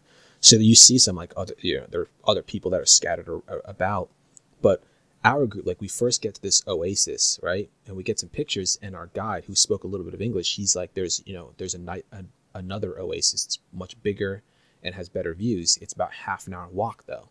And we're 100% down. Let's do it. Right. Because we came all the way out here. Right. That's why we came here. We paid for this trip. That's why we're here. I mean, there's no, you don't even have to ask me. I thought that's what we're doing. Why are you even asking me this question? Yeah. So, so, we take some pictures of the first oasis, and then you and I start walking. The other 2 girls that you were sitting up front with start walking too. Yeah. And then we noticed that some of the other people that also came are not walking with us, or they're walking really far behind us. And we finally get out that from the guy that turns out these people don't really want to go. And I have no idea why these people even came in the first place. I mean, yeah, they got a nice view at the very beginning, but we hadn't even walked a quarter of a mile. Well, they're lazy and they're old. Yeah, all right, fine. They saw the view. That's all they really needed. That's all they wanted. I mean, let's be real, I guess, right? You've seen the dunes. You're at the dunes. What more? You're not going to see anything else that's super crazy, I guess, when you walked out. Although I thought, in my opinion, it was 100% worth it. 110% worth it. It is a good deal to get out there, though. Yeah, so the sand is very fine, and when every single step that you take, you're kind of sinking in. It's very hard to walk. It's not like walking on the beach at all. Well, yeah, because with every step, it's 1 step forward, 2 steps back. Yeah, you're just I don't even know how to really describe it, I guess, but they had us I think both of us went out there in sandals, and we all left our shoes in the car, and we Yeah. just went barefoot. So everyone was barefoot. It's a And you lot walk. easier to walk barefoot Oh for yeah, sure. absolutely. So we're walking out there. One cool thing on the 30. So like we're kind of mingling with the people. I'm talking to the tour guide a little bit. We're talking to the girls too because they all spoke a little bit of English, which was nice. Yeah. And we get like halfway and we see some wildlife for once actually. I don't even remember what they were. What were they? They're just deer. Were they deer? I don't even remember. Yeah. And we continue walking along. We finally get to this oasis. The fun part, I think, was actually walking down the dunes. You get to the very top of the dune, and you kind of just go down. It's very steep, and it's kind of unnerving the first time you do it. Well, yeah. Unsettling. A fear of heights will do that, though. It wasn't even. It's not even like it was. I don't know. It wasn't the same feeling that I get because I'm afraid of heights. It wasn't really that same feeling. It's just like I feel like I'm gonna step right, and the sand's just gonna like. I'm gonna take a bad step, and I'm just gonna end up tumbling and going down. Oh, okay. But I don't even know if it would be possible to tumble. The sand it doesn't give like it doesn't like hold you like that. You Right. really sink in. But we finally make it to the second oasis. We walk down. We both go for a swim for a little bit, and we hang out there for like 20 minutes maybe. Yeah, I'd say so. And then we start to head back. The funny thing is to get down, we end up having to go down this really steep, this steep incline or decline, I guess, at that point.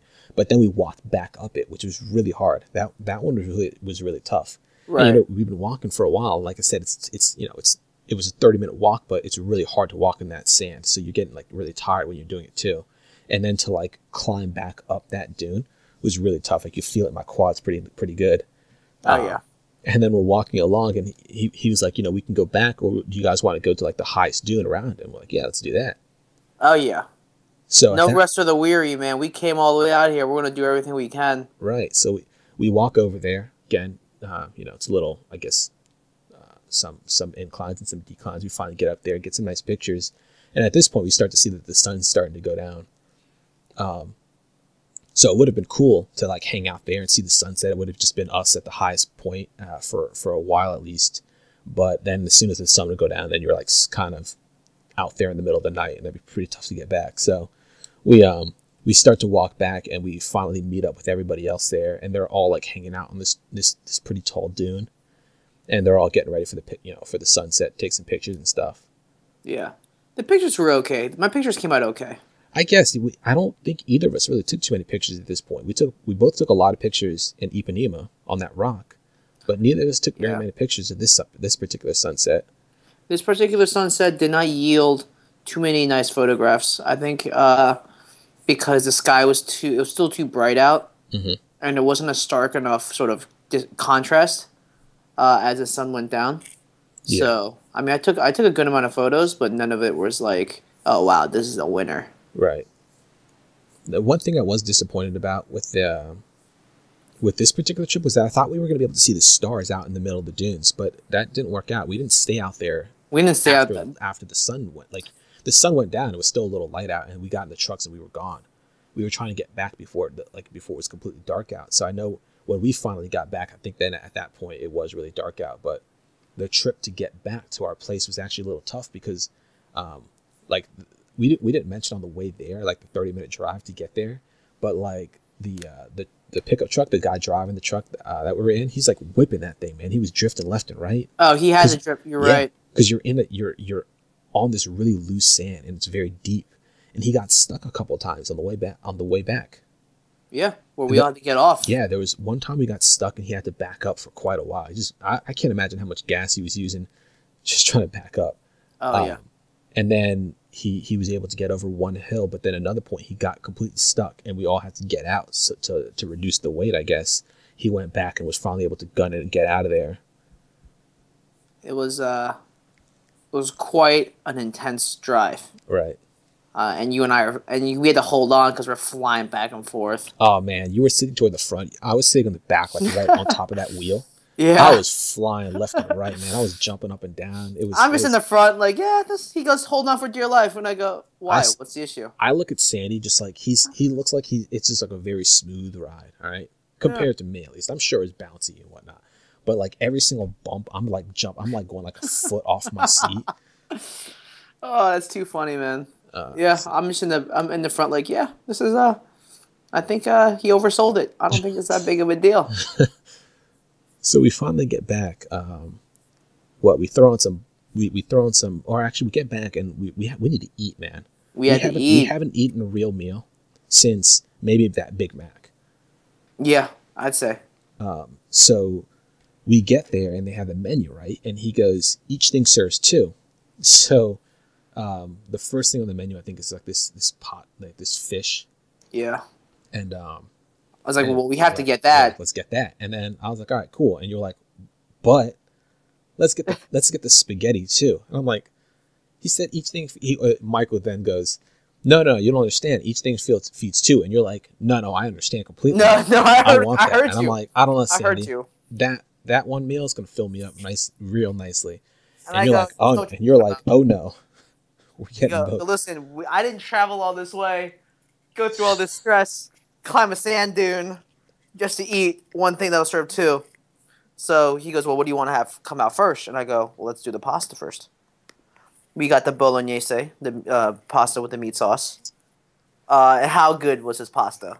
It was good. It was real It good. was good. I mean, I only ate a fourth of it because I needed to save room to eat the fish too. Because I I ate wanted to it. try the fish. I ate 3/4 of it. He ate a lot. I ate a lot of it, and you know what was the best part about it? It was warm. The crazy thing was that you were like kept eating. And that's what I thought was crazy. I was like, this man is still eating. Yeah. I was like, this man's not going to eat any of this fish. I'm going to have to eat the whole fish by myself. The fish shows up. I take a little piece. I take a little bit of the fish, take some rice.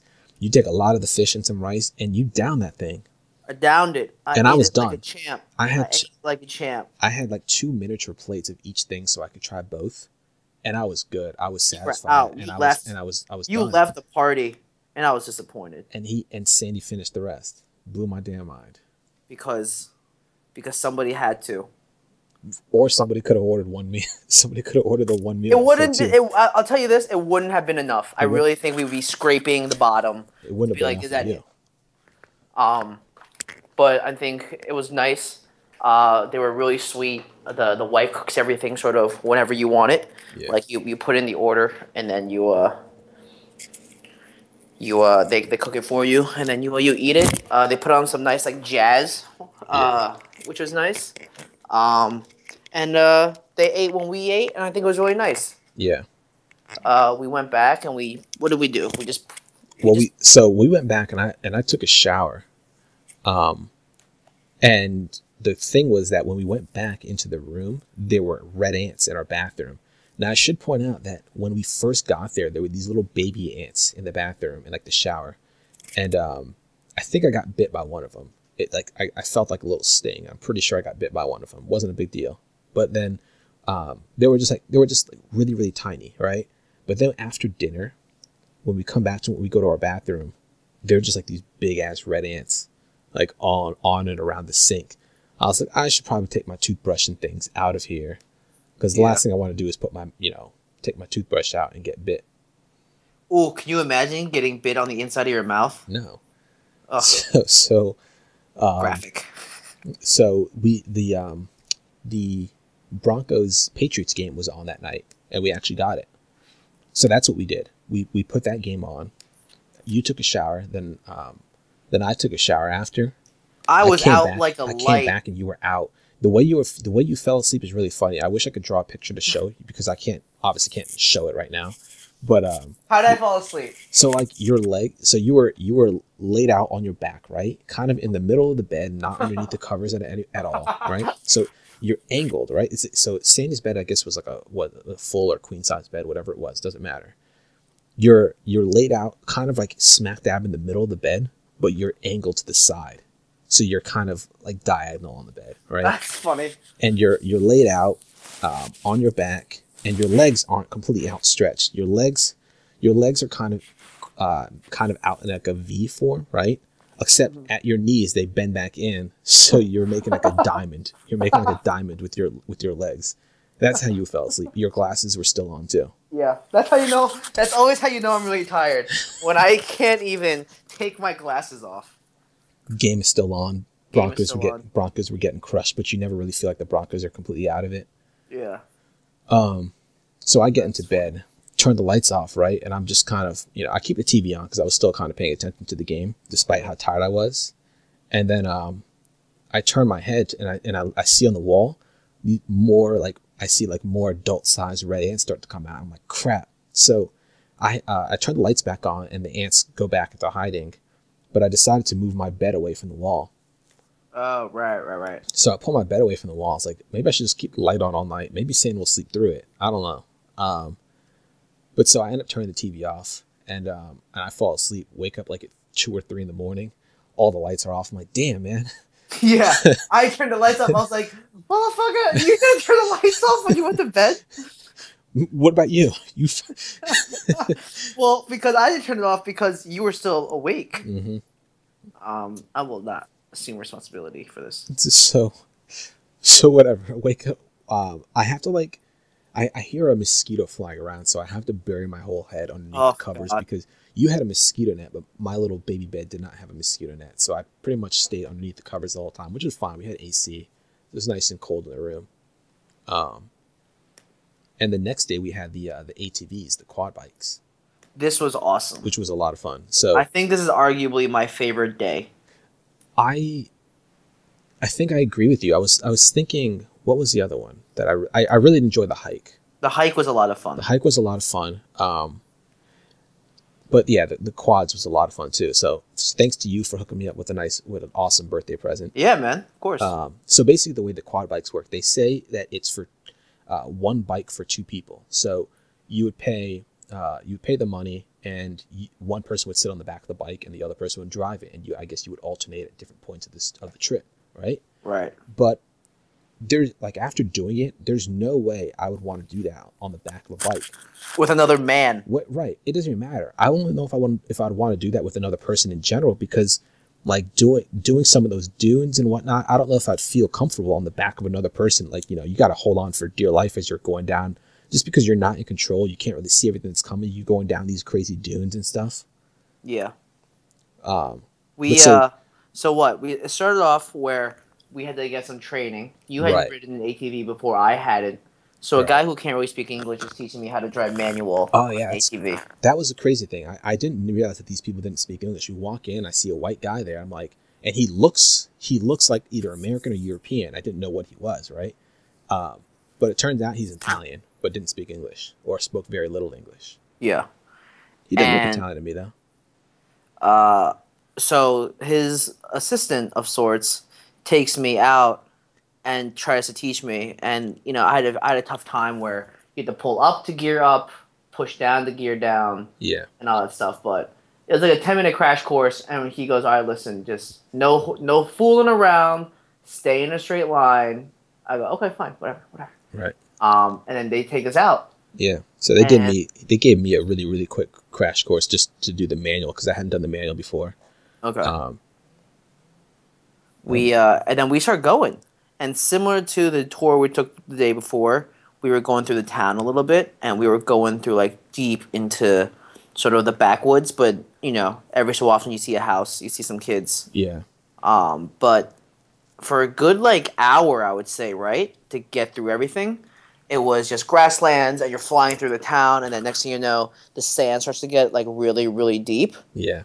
And you just you keep going and going and going. And it took us about easily an hour to get to the dunes itself. Yeah. What's crazy is the dunes really loom really large ahead of you. Right. When they first show up. And it wasn't like they were small at one point and then they grew big. They were like always really, really big. Yeah, for sure. As tall as mountains, really. And the way that the sun was hitting it, because there was very few clouds that day, you couldn't tell where one dune ended and another began. Yeah. So it all looked like it was all one giant gentle slope, but when you get on it, you realize, oh, you're dipping back down again, you're going back up again. And, we got to take some pictures, but it's super windy that day because you're also really high up. But we stopped a few times on the way out. It was cool. We had some really nice views. It was super bright. But it was nice because he wasn't like in your face about a lot of stuff. Right. He was like, stop, picture time. And we're like, okay. So I would sort of get out my my camera and then take a few photos. And he goes, whenever you're ready, we'll go. Yeah. And it's like, all right, kind of roll out. He goes, all right, let's go. And then we stopped by like the river where they were selling little trinkets. Picked You up a picked couple up, things.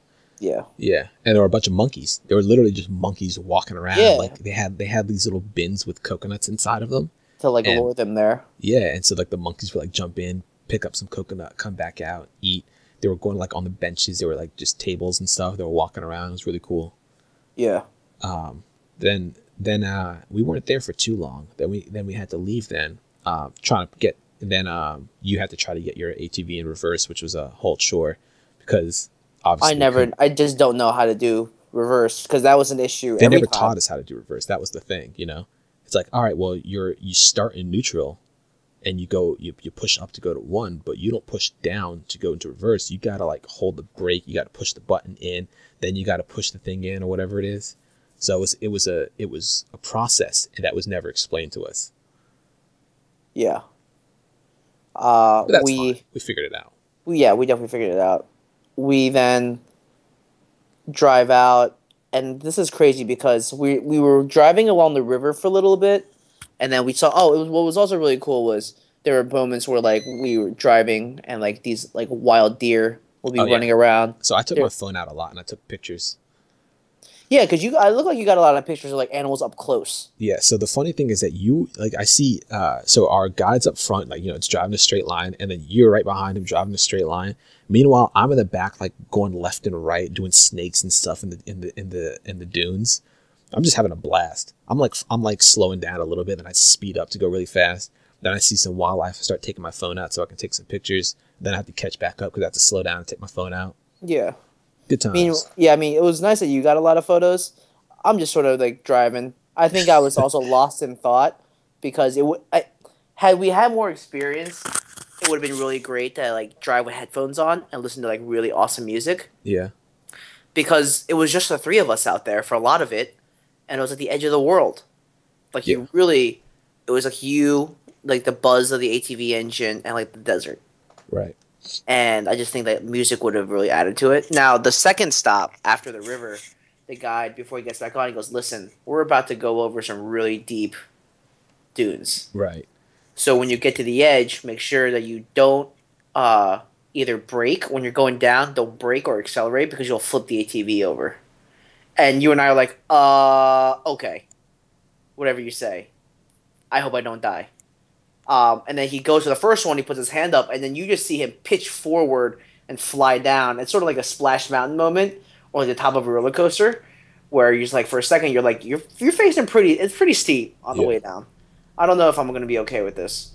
So I sort of, the first one was like, the first one was the highest, right?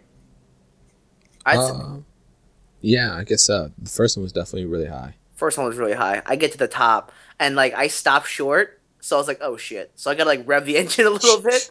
I was like, don't die. But then like my ATV pitches forward. It's easily in like a 75-degree angle down. Yeah, man. And then me and all my infinite wisdom decide, you know what? I'm gonna stand up because this makes it easier for me to go down. And so I'm going down standing up, and it's just one of the wildest rides because you are literally almost perpendicular on the way down. Yeah. And you're flying without accelerating at all. And I remember watching you go down and you just yelling, "Oh Jesus!" Oh yeah, because I've been listening too much Bill Burr now. Every single time, I was saying OGs that whole trip. It was really funny. So what? We finally make it then to the. So we're going along the dunes, and then we end up like on the beach. We're right along the ocean, and at that point we can just gun it. So we're flying down. Oh yeah, that's right. Because watching the river, I was at the sort of edge. I was like, "Is that the ocean?" Yeah, right. Because it looked like the river had to meet somewhere. And then when we got there, we're like, "Wow, this is actually the ocean." We drove, and just imagine a beach where the sand part doesn't get blocked by a boardwalk, but for like a couple dozen miles, the sand just keeps going back and back, right? Because for a good minute, we're driving across sand to get to the beach. Yeah.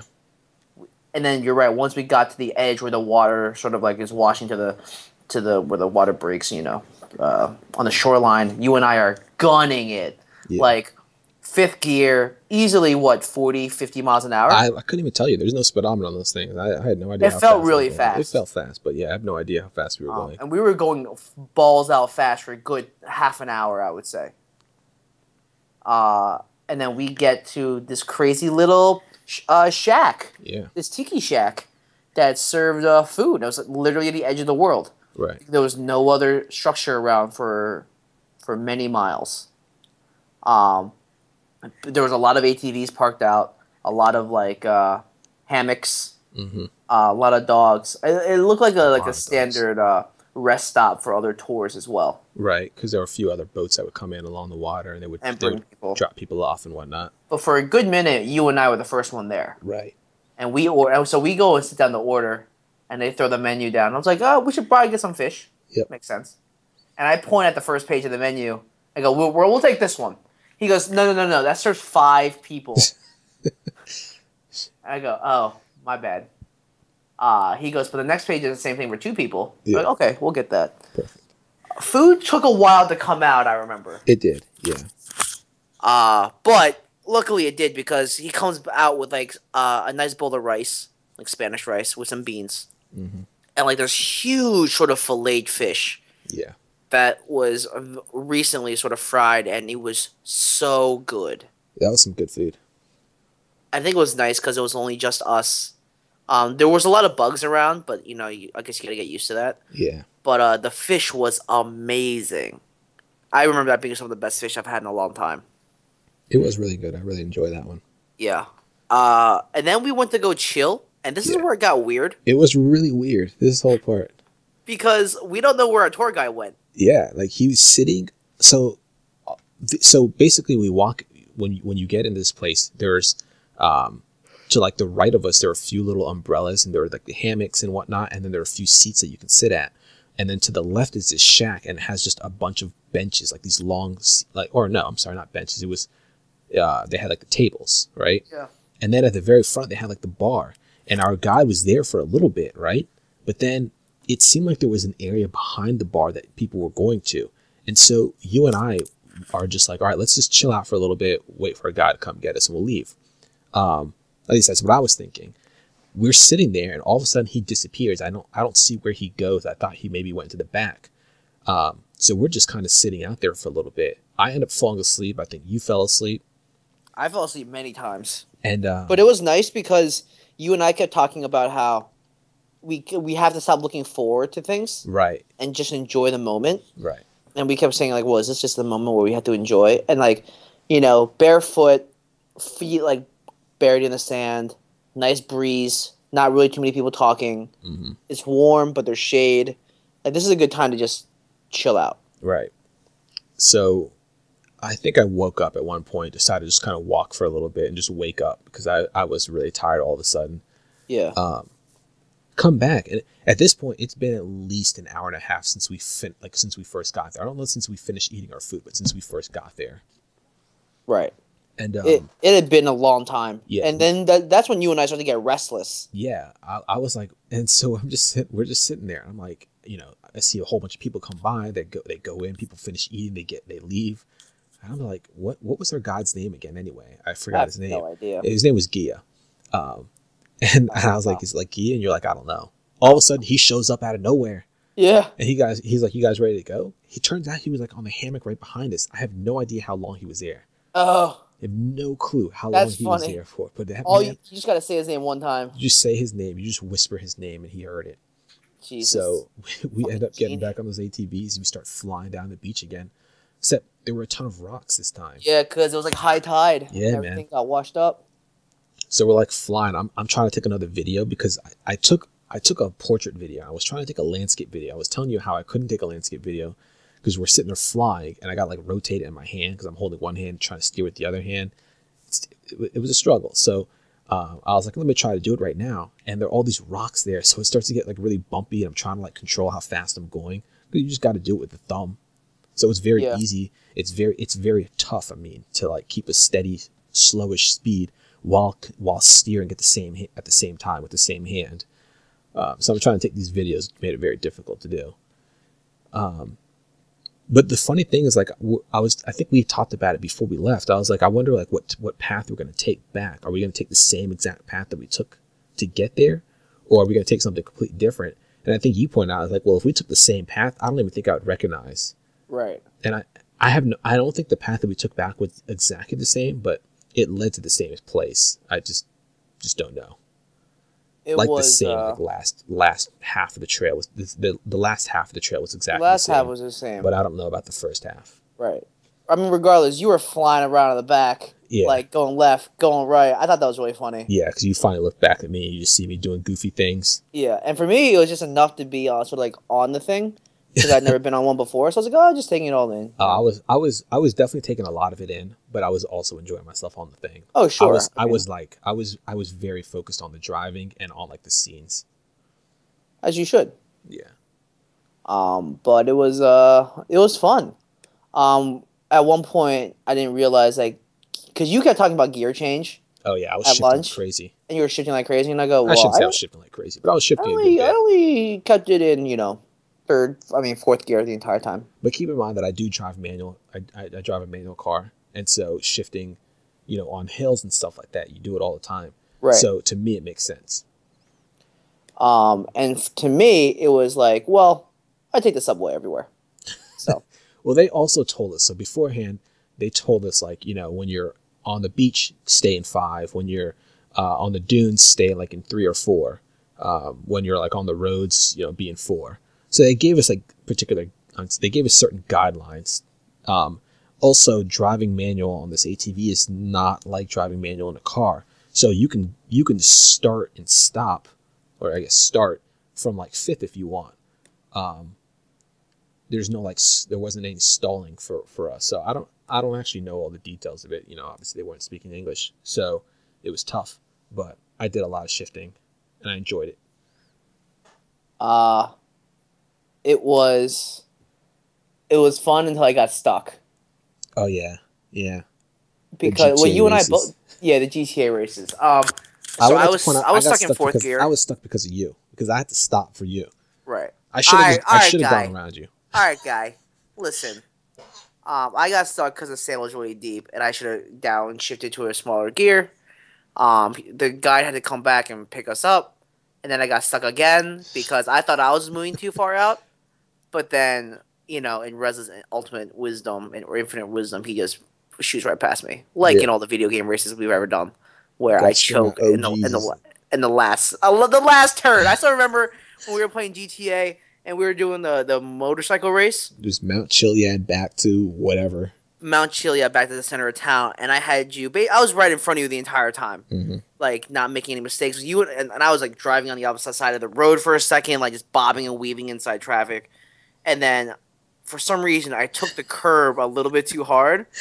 And I flew off the bike. You crash hard. And then you win. Laugh as I drive by. Right. So this is the same sort of thing.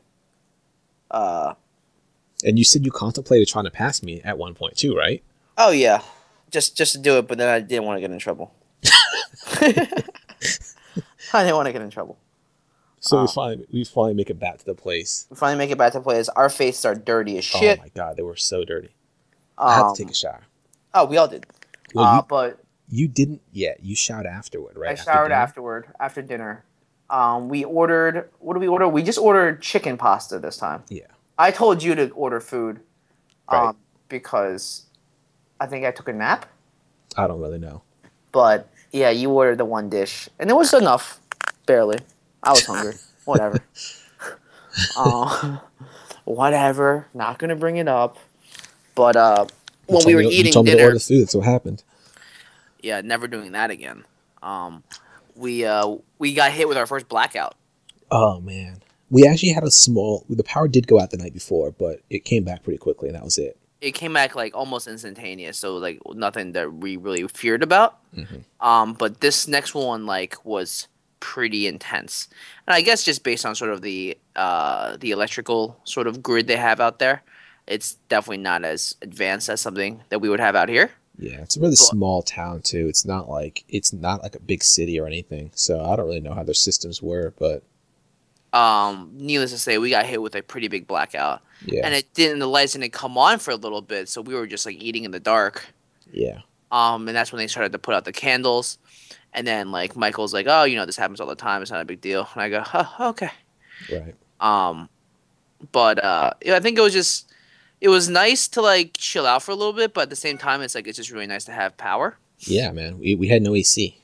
We had no AC, and that's where the trouble started. Right. We were eating dinner and the power came back, right? And it You came submitted back. your paper, I was able right? to submit my assignment because I had an assignment due. And then the power went out again, and I think we went back to our room, and the power came back. Yeah. Oh, I actually settled the bill with Michael like Right. just in Yeah. You time. settled the bill, and then Uh, I wanted to call Elena, while I had Wi-Fi. So I went out and I tried to call, but I couldn't get a connection with I was connected to the Wi-Fi, but I had no internet. And even if I tried to do it on my with my roaming plan, I couldn't get a connection either. right. So, or actually, I think I was able to text her. I don't think I called her. I think I was able to text her though. And Okay. so, what ended up happening though was the power went out again, and this time it did not come back. So we were like, all right, well, we might as well go to sleep then. So it's 9 o'clock. The next day we have to leave. We have to wake up at 5 in the morning, right? Right. To get to Center of town. the center of town. So we had to get on the boat with Michael. He has to take us to town, and then we have our bus that leaves at 6 in the morning, which we do not want to miss because our flight left at 1 p.m. So the Right. next bus that would come would be at 9. Which And is just which is not too late, possible. right? It would be a 4.5 hour bus ride. We would get there too late. So the plan was then wake up at 5 in the morning and leave, and the power goes out at 9, and we have to like charge our phones. Yeah. So that's what I was kind of worried about. I was going to just drain my computer and get as much battery out of that as I could, Yeah. but it still would have been nice to have all of our devices fully charged. Oh, sure. But the nice thing was that the power came back like at 9:30, so it came back half an hour later. But then the power went out again. I don't know what time it was, and the power went out and it never came back. Yeah. And that was the beginning of the Night of Terrors. Right. We lost Uh, AC. It was We really lost hot. AC. It was really, really warm, and it was just like I can't sleep when it's really warm. Yeah. I can sleep when it's cold. I can't sleep when it's warm. And there was mosquitoes everywhere, dude. So the funny thing is that you have a mosquito net, but the But- mosquito got caught in your net. The mosquito got caught underneath the net, Yeah. and I was getting destroyed. I counted like close to what was it, a dozen bites, something like that. Yeah. And in the middle, like I kept waking up, like I keep hearing him buzz like next to my face. And I was like, "You mudda." At one point, I just like slapped my chest, and I heard that I killed him. I heard. I was like, "Sweet Jesus!" But I woke up the next day, and I was covered in bites. Yeah. So, I mean, all the protection in the world doesn't work if it's implemented incorrectly. Right. So I did not have a mosquito net. I stayed underneath my covers, and I kept my head exposed, just my face, so I could breathe. Yeah. But I got bit on my face a couple times, like on my my forehead. Yeah. It wasn't terrible, I guess, but I got bit more when we were outside having dinner than I did that night. Oh, because it's like all around your legs. Yeah, all of my legs. That's one of the things that I like about sort of summer ending. Just like the less amount of bugs. right. Gotta love that. Gotta love that. Um, So yeah, so we wake up Yep. on time, thank goodness. Thank goodness. And you and I we were both quiet in the morning, but you and I are pretty wired to like, all right, Right. today we is both the packed. day that we're about to do some crazy traveling. Right. So getting there was a pain. That was tough. This wasn't going to be as difficult as getting there. That was the idea. Right. We had packed the night before, so we had everything away. Yeah. And we had our clothes laid out and everything, so we were good to go. We were ready. So we woke up. Michael's wife had made us some juice and left us some yogurt, which we did not have, but we took No, the I juice, was which not was good. I was not gonna eat some yogurt in the morning and realize that on that bus I'm getting hit with that diarrhea. Yeah, considering we did lose power.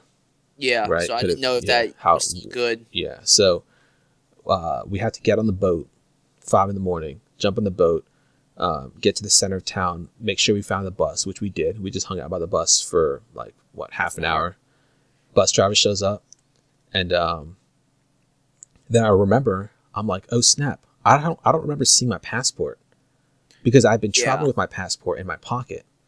Now, I know for a fact that I had put the passport in, because we took our backpacks with us on these different tours. So I kept my passport in my duffel bag. The only thing was I didn't remember seeing the passport the night before when I was packing up. And I was a little afraid that when I was putting something in or taking something out that it could have fallen out. So I had that little scare for like 15, 20 seconds when I put the bag down, and you said it out loud, like, do I have my passport? And I thought to myself, we're going to butt fumble today. But I opened my bag and sure enough, it was there. So we were all good. Yeah, now for those of you who don't understand what the butt fumble is, previous Jets quarterback, now Eagles quarterback, Mark Sanchez, is sort of known for this one play where he ran into his own lineman.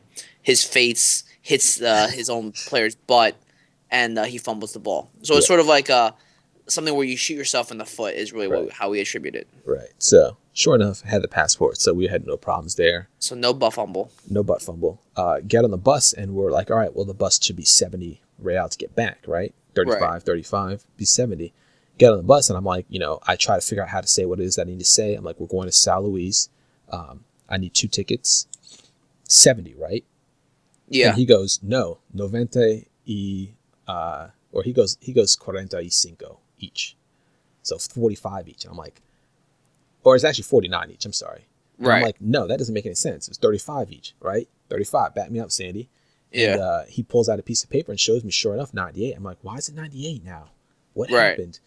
And whatever. Give him the 100. No change.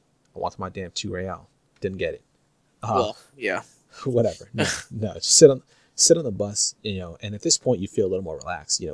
We've done it before. We got up in the morning. Yeah, we've done it before. The worst part, or the thing that would have been the worst thing that we could have done was oversleep, and we did not do that. We were able to get on the bus. Right. And at this point you feel like, all right, everything's gonna be smooth.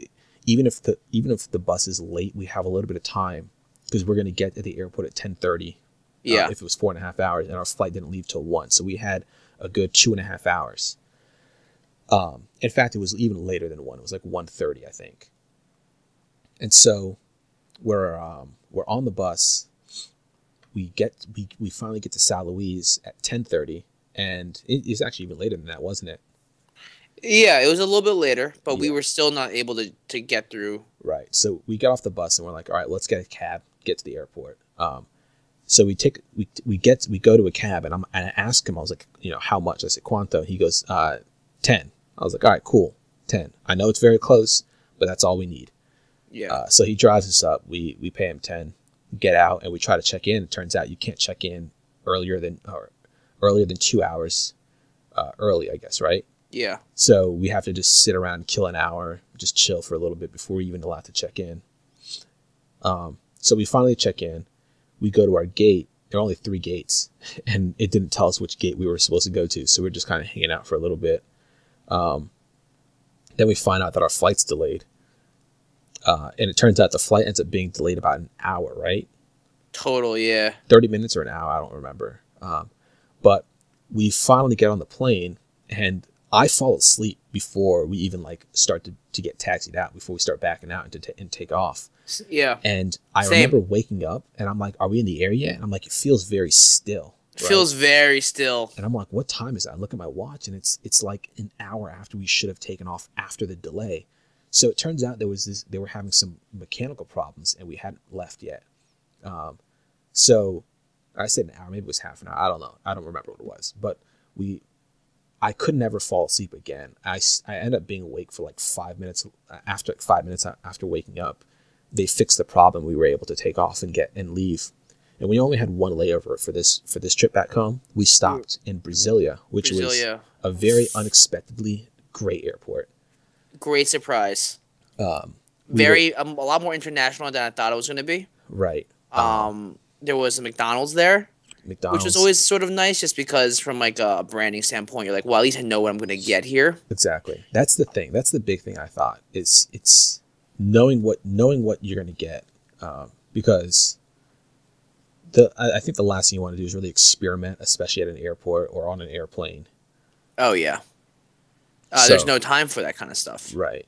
So we got some McDonald's. We hung out. I called my mom from the airport. And we weren't even there for too long because of the delays. We were supposed to have a longer layover, but because of the delays in Sao Luis, our stay in Brasilia airport was much shorter than expected. Which is great. Yeah, which is fine. You'll always take it on the front end. Right. So hop on that next plane, which is I think about 2.5 hours back to Rio. Yeah. And we landed Rio at about 11 p.m. Much later. Was it? Was it really? Was it closer to we midnight? landed like 11:30. Oh, okay. And I get into a cab. I tell him where we're going. And this man. Ask how much. He says 60. Yeah, and we're like, it's not that bad. Not that bad. Because it was a different part of town. Yada right. yada. Didn't know exactly where we were going. So. Right. This man had no respect for traffic laws. Oh my God, this guy terrified me. You said you were completely fine with it. I was fine with it because I've been in crazier cabs, like the cab on our way home when we were back in New York. Yeah, that one was interesting. Yeah, well, he was also chemically unstable. Yeah, that man seemed a little, I don't know, on the edge. Yeah. Or over the edge. He's on something. Yeah. So we get in this. This guy would just run red lights. It's not like he was just flying through red lights. We would approach a red light, he would look, and then go. Yeah. But like the thing was, there was one particular intersection. I remember that he was about to go, and then all of a sudden had to hit the brakes really fast because a car started coming, flying down, and right, because that guy obviously had a green light. Right. So makes sense. But we started driving, and then all of a sudden, I was like, wait, this place looks really familiar. And it was sort of that neighborhood that when we went to go meet my boss for dinner. Right. Like, there was like a lot of just hookers on the intersection. I go, oh, geez. Because the last time I stayed in a place that had a similar sort of look to it was in Greece. And it was just considered one of the worst neighborhoods in Greece, in Athens. And we're like, oh, well, I thought those days were behind us. But when we went into the lobby, it was very sort of reassuring. Oh yeah. It was I figured when we were planning this trip that, after all this traveling, it would probably be really nice to have a place to like really get clean and before we had to fly out again. Right. We thought about doing an Airbnb, but that would be a little, rough to do at midnight or later. Right, because it would be really tough to have to find somebody to connect with them when all you're doing is just staying one night. Right. So did the hotel, got it over with. Right. And what was nice about this particular hotel was there was like a free breakfast the next morning. When we get to our rooms, it was a great little room. Right. Huge bathroom space, which we really didn't have up until that point. Oh, yeah, the first place we stayed in, you couldn't like lift, you couldn't like spread your arms or anything. If you took a step, you would hit a wall, and if you took a step back in the other direction, you hit a wall. So not the most comfortable, right, for sure, but nonetheless, we made it work. This one was sort of like a lot nicer. We got to really sort of kick back and sort of relax for a little bit. Yeah. The next morning, we weren't flying out, and we weren't planning on seeing a lot of stuff, so we just took full advantage of the breakfast buffet, which I thought was really nice. Yeah, it was. The coffee was really bad. You also drink your coffee black. I had my coffee with some cream, and it wasn't as bad. Okay, but the greatest thing was they had like fresh sliced fruit and mango, and like the juice cultures out there is really big. So I had like 4 plates of mango. Yeah. I also made little sandwiches, right, with the water-based eggs and the bacon. You're right. And then we went back to the airport. Yeah. And this is the start of our journey back home now. Right. Where we fly out to Foz. Yeah, Foz do Iguazu. And we spent the night there. We land there. It's a tiny airport. We had to walk along the tarmac. Yeah. That's how small the airport is. 3 gates. And then we split a cab with my boss to the Best Western. Right. This room was the worst room out of all the rooms. Let's be honest. But it wasn't a bad room either, though. It wasn't a. All Especially, right, like, agree to if you disagree. compare it to the room the night before, I think it was a bad room. But I don't think that the room was bad either. Like, I don't think it was terrible. I've definitely stayed in worse hotels. There was ample space in the shower. Yeah, The pressure was fine. We had the same size beds that we had the night before. I guess the other places felt a lot nicer. The other place, it was nicer. It was newer. This hotel was definitely more like, when you look at it from the outside, you can tell that this hotel's been around for a while. Seen things. Right. The same things. We also like we also get in. There's two branches, I guess, to this hotel. There's a tower, and then there's the not tower. But we didn't really know how this was working, how high up that it went. So we check in, and they tell us our room. It was room 1313. So we're like, all right, we're on the 13th floor. We try to get in the elevator, and he goes, oh, the elevator's out of service. And they spoke English, but the guy that was talking to us didn't speak English very well. So I thought, I was sitting there trying to find the second elevator, and there was no second elevator. And he's like, take the stairs. I'm like, I'm not going to walk up 13 flights of stairs, dude. Like, he says so Right. casually. So we finally walk up the first flight of stairs, and I see 11 whatever. And I'm like, oh, okay. So it's not the 13th floor. It's just the third floor. Right. Or I guess 4 flights up from where we were, because we were the base floor. So we get to the room. We what do we do? I don't even know if we did anything in the room. Right? We didn't do anything. We just like went out with your boss and her. we went out with my boss and her fiance to like this random bar called Amaranthas. Amaranthas, just opened. Yeah. The woman who opened it like spoke English, had been to the States. Yeah. Went to like was in L.A. of all she was places. in LA for several years, right? She said. Yeah. So that was interesting. Really friendly. Yeah, the place was really funny though. Like, it was really weird. It had just been converted from something else. It looked like a converted from a buffet. Right. Because the huge serving places, like, it was, you could clearly tell that there was still a lot of work to be done on this place. Right. There were literally, in this large open space of this restaurant, there was a pool table, which was not like a standard size pool table, but it was pretty close, I guess. There was a bar, and then there were just 2 like small circular tables that would seat 4 people at these tables in this entire space. So there's just a ton of open area. And then she also had like this little, sound system. Which she had like tons of Let's not call it a CDs. sound system. It was a stereo. It was a stereo. It was a stand-up. It was a straight-up stereo. And my boss is like not a fan of Coldplay, and she was blasting Coldplay. Yeah. So I was in charge of music, and I just started playing stuff like Bon Jovi. She never let you be in charge. I regret that decision to this day. You watch your mouth. When I'm on my deathbed, they're gonna ask what's my biggest regret. That'll be it. You'd be like, your regret was I didn't play Wanted, Dead or Alive by Bon Jovi more times than I had. Sandy played a mix for some random girl's birthday, which turned out to be, it was original music sang by the girl who owned the place, I guess, was singing. It might have been. I have no idea. It got really weird. It was really weird. We need to get out of this because this feels super personal and private. I don't know why that was even there, but then again, she's probably not letting people randomly control her stereo, I guess. Right. But so what do? We eat a little bit, play several games of pool. Play several games of pool, and then we're like, we need to get the hell out of here. Right. It felt like we were the only ones in town. You were saying it was like a ghost town. It felt like one of those Western ghost towns that you're driving on the way to Vegas that you hit, and you're just like this town used to be like a booming town. All of those sort of all evidence of that is now gone. And because it just felt like there's nobody out on the streets. It was a tiny little town. I was just like, we need to just get back to the hotel and just like call it. Right. And so that's essentially what we did. We walked back, went back to the hotel. Well, because there was definitely nothing to do in this town. There was no reason to be out. I mean, you and I had eaten, so I was good. We went back to the room. What did we do? We watched a little TV maybe, or we watched a stream. I don't even remember. I just remember I think we just went to bed. Yeah.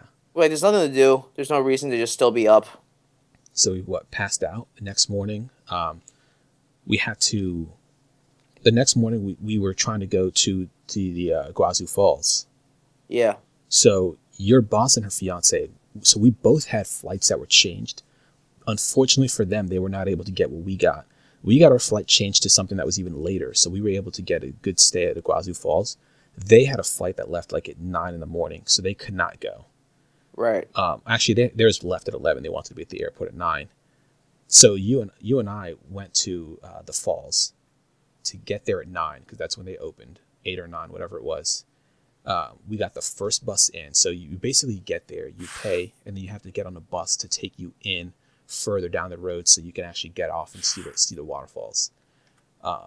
So we took it to the end of the line, which I guess may have been a mistake because seems like everyone else got off earlier than Much us. earlier. People were walking the opposite direction, but regardless, we get off. We're at the top.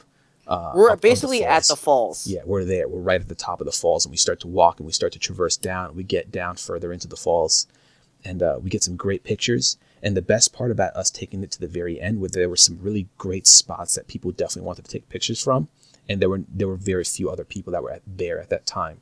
So you and I were able to get in and get some pictures. But then as we started to move further along towards the opposite ends, we started to run into a ton of people. And so really annoying people. Right. It was a really very narrow path, right? Right. Definitely only wide enough for 2 people, right? And people just didn't have the common decency to like not take up the entire walkway. Right. Some people would stand directly in the middle, and you and I would kind of have to like, get to the just stop or just start hugging the wall. I was definitely very profanity related that day. Yeah. Because I would just maybe it's also because like the way like we are either wired, like we're courteous people, or maybe it's just because I live in New York where like walking is a very like strategic activity where you just deal with a lot of tourists and just like don't have time for their nonsense. Right. But just to be in such a tourist heavy place internationally, no one knows the rules. Just like I was willing to punch people that day. That's all I'm going to say. I was not willing to punch people, but I think a lot of it for me was I'm just very tired. You know, we've had a lot of really long days where we didn't really eat and whatnot. Yeah. And we're almost home. At this point, I'm ready to be home. I think so too. I'm just dealing with all this nonsense of these people, and it's just very frustrating. It's very tiring. Right. But yeah, we were able to get into the park really early, and then we were basically chilling there. We went to the airport. Right. So we actually have to go back to the hotel because we had to leave our bags there. So we went back to the hotel, which was actually. So it's funny. The airport is basically right across the street from the falls, which we didn't know. We weren't going to take our bags there anyway. So we went back to the hotel. We chilled at the hotel for about an hour and a half, maybe, because it would have been too early to go to the airport. Yeah. Went to the airport, checked in. Actually, you know what? Before we say that, I should go back to the São Luís airport. We had gotten through this entire trip through how many different security checkpoints. Every single time we had a transition, a layover, they would scan our bags to security. Once we were leaving São Luís, they pulled your aerosol bug spray out and they kept it. Yeah, because she goes, aerosol. And I go, Noasol. That was really bad. I go, what are you doing? She goes, you can't have this. And I go, I was too like tired to fight it. I go, all I'm going to say, speak the freaking language. So you're sitting all I'm going to say here is your colleagues have let this fly to every airport in your country. The fact you're going to take it away from it now, it's pretty salty. And interestingly enough, I took my bag through the other X-ray, and I had an aerosol thing too, but they didn't say anything to me. Well, yeah, right. So anyway, sorry. We go through security, no problems, and we're sitting in this airport, and we just have time to kill. They don't have Wi-Fi there, and it was really disappointing. It's like the first airport that we went to that we couldn't get any Wi-Fi. Yeah. So I ended up just putting on a Bill Burr podcast, which was a lot of fun. You and I are just like sitting there cracking up. Everyone's just watching us. Really? Yeah. And then we put on the Bill Simmons podcast that he did with Mark Wahlberg. And that was only like half an hour. Right. And after that one, it was almost time to board. So we board. We fly to Rio. Thank God it was only one stop. And this is where it gets interesting. Yeah. So here's the thing. We spent a bit of time in multiple airports, right? Some small, some large. Yeah. Even the small ones had decent food. Yeah. After the gates or even before the gates. But at the Rio airport, they had like no No, restaurants, there's no no type of food. food. It's just like snacks and junk food Yeah, that was available when you're at the gates. So you and I, again, after a really long day of traveling, hadn't really eaten a real meal since breakfast, the complimentary breakfast at the Best Western. which And was so, shit. yeah, it wasn't It that was good. so bad. So then we were we're sitting at this Rio airport. We have some real, and we're just trying to burn our real, so we just get some junk from the food stand. But that was it, and I was It really wasn't good. disappointed in that. Now, not to mention the fact that what happened before, which I'll let you tell, just to even check in. Right. So we're standing in line after we get off the plane for the American terminal. No one's there working. We're standing there for easily half an hour. Right. Then we start to do check in, and then they take all of the American citizens aside and they go, listen, we have to ask you a series of questions based on some recent events that have affected our airline. The questions will regard your baggage and any electronics you might be carrying. And I was like, what is happening right now? Right. And then he goes, the guy that was asking me questions, I asked him, like, why are you asking me these questions? He goes, well, recently, a lot of people that have been flying from Rio to the States have brought on gifts for people that they don't know. And those gifts have turned out to be either drugs or weapons. Hmm. And I go, in my mind, I'm thinking, who are these dum-dums taking gifts from people they don't know? But I figured that probably wasn't the best time to say it. But the questions they were asking us were like, how long have you owned your bag? Did you pack your own bag? Has your bag left your side? Right. How long? Which aren't absurd questions. Not absurd at all. You'll be asked these questions. I've been asked these questions before, and I think when I was trying to explain this story to other people, they thought it was strange that I was saying this, and I thought it was strange in the first place. But like, if to like kind of paint the story, we had checked in right at the electronic stand, and once you checked in, they filtered every single person that checked in to the left, and they had these three or four counters where each person was taken individually. You showed your passport and your boarding pass to this person. They would ask your name, and they would literally look you in the eyes for like a good 3 to 5 minutes and ask you these questions. Yeah. And it like, when you've been asked these questions, did you pack your own bag? It's like you're just checking in at the front gate. You're about to check your bags too, and they just do these little quick questions. But this was a streamlined process they had figured out, and they were doing this for everybody. It was intense. Yeah. And that was just the beginning of the fun in this airport on the way home. Yeah. We're sitting around for, it's an international sort of departure, so we're there for at least 2 hours, right? Right. All of a sudden, it's 9 o'clock, and our flight boards at 10. So it's 9 o'clock, or 8 o'clock rather, and then I hear them saying, American flight, yada yada, to Miami. Right. And everybody gets up that's around us. I was like, Right. okay. And the New York flight share the same gate, but I figured No, they don't share the same gate. They're actually next to each other according to the next to board. Yeah. according to the board, they're next to each other. Ours is like 34. Theirs is 35. And so all these Miami people are getting on, and I was like, okay, whatever. And then we're walking around. You're still trying to find like an outlet that works. And I go, all right, well, we might as well get ready. It's about to be time. Right. And they keep saying, last call to Miami, last call to Miami. I go to the bathroom because I was like, I don't go to the bathroom on airplanes. It's just like a thing. I don't like to get up from my seat. To all the people who will say that you should probably move around, get the blood flowing, whatever. Whatever. All of a sudden I hear last call to New York. All right. The same Miami gate, and I go, I could have sworn I just heard New York. And you're like, not sure. I didn't believe you. You straight up didn't believe I know, I really didn't believe you. I didn't hear anything. I wasn't paying attention. I shouldn't say I didn't believe you. I wasn't paying attention, so I didn't know. But I thought I did think it was a little weird that we were the only two freaking people standing there. Right. And our flight was supposed to have boarded or be boarding anytime soon. But if you looked at the board, it just said our gate. It said check-in open, but it didn't say anything about boarding now at gate. It still said 35, and they were boarding 34. So right. So I just like on a whim with all of our bags. Right, because we're still trying not to butt fumble. We were like, we're not trying to butt fumble. This is the flight home. Right. We're like, does this go to New York? And she goes, yes. And we're like, are you sure? She goes, of course. She goes, where have you been? Right. And I go, what do you mean where we've been? We've been here. Right. We've been here the whole time. The whole time. They get on the walkie-talkie. We get onto a bus. And when we get on the plane, which was interesting because the American airline plane was away from every other plane. Right.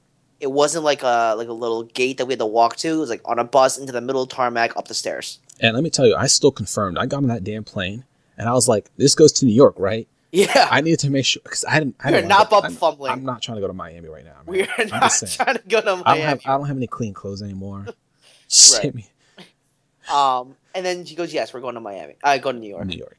And then you look around, and these are the same people we checked in with. Right.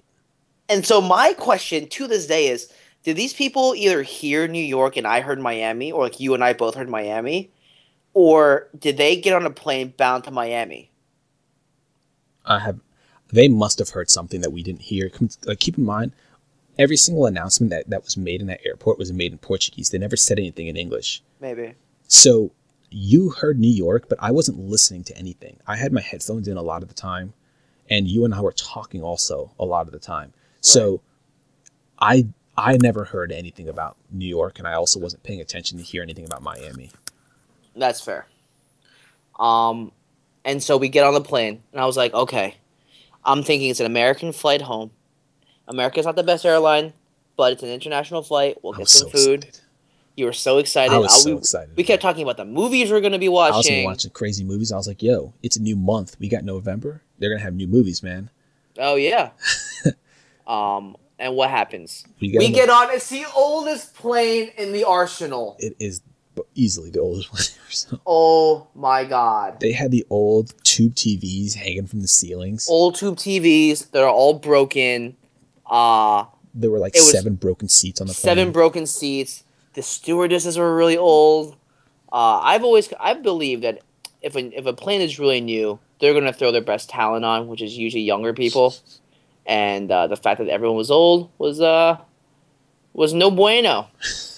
It was super cold, and the fact that there was just no TVs, like you and I kind of resigned to the fact that this would be a long ass flight. So the crazy thing too, this is the 3rd plane that they were showing the Planet of the Apes movie. And, oh yeah.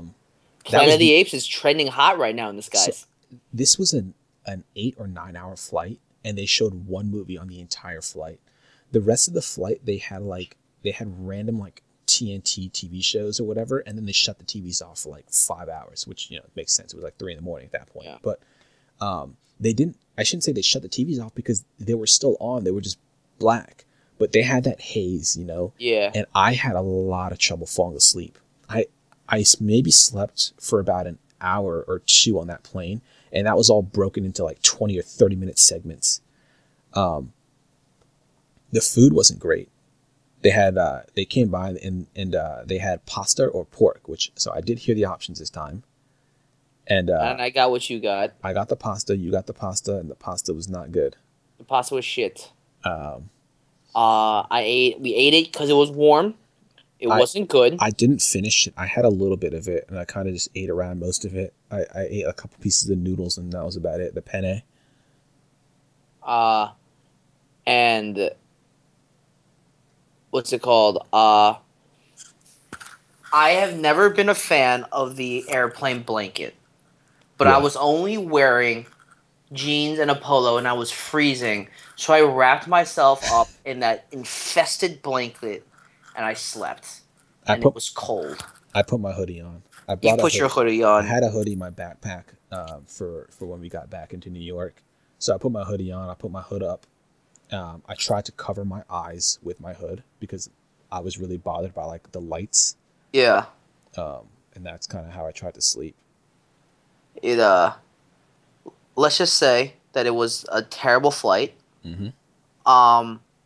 And then we land early. Yep. What time did we land? Like 5:30. 5:30. Okay. Because the thing hasn't customs hasn't opened yet. You're right. So we had to stay on the plane. We had to stay in the plane for about 20 minutes or so. Oh my God, that was infuriating. Then we get off the plane. We get off the plane. Customs is easy to get through. It's a lot of people. Yeah, but pretty easy. Definitely like a need to get that TSA flight pre-check stuff, just so you can just fly through that kind of stuff. Right. And we finally we leave. It's cold outside. We hop into a cab. It's this old man, and I go 75 West Street, down block south of the downtown Marriott. Right. Everybody knows what West Street is if you're downtown Marriott. It's downtown Manhattan. He goes, okay, I got it. We pull out, and I was like, we're not thinking about anything. We're just getting out of the airport, right? Like, we're talking about how the Cleveland Browns destroy the Bengals. Like, we're back to New York. We're back. We're excited, you know? Because you and I have been talking about, like, this bagel we're going to eat for breakfast, like, all this stuff. Get some hot food. Get some hot food, man. All of a sudden, he pulls out his phone in the front, and he just goes, 75 West Street. And I go, Jesus, right. Jesus, Mary, and Joseph. This guy has no idea where he's going.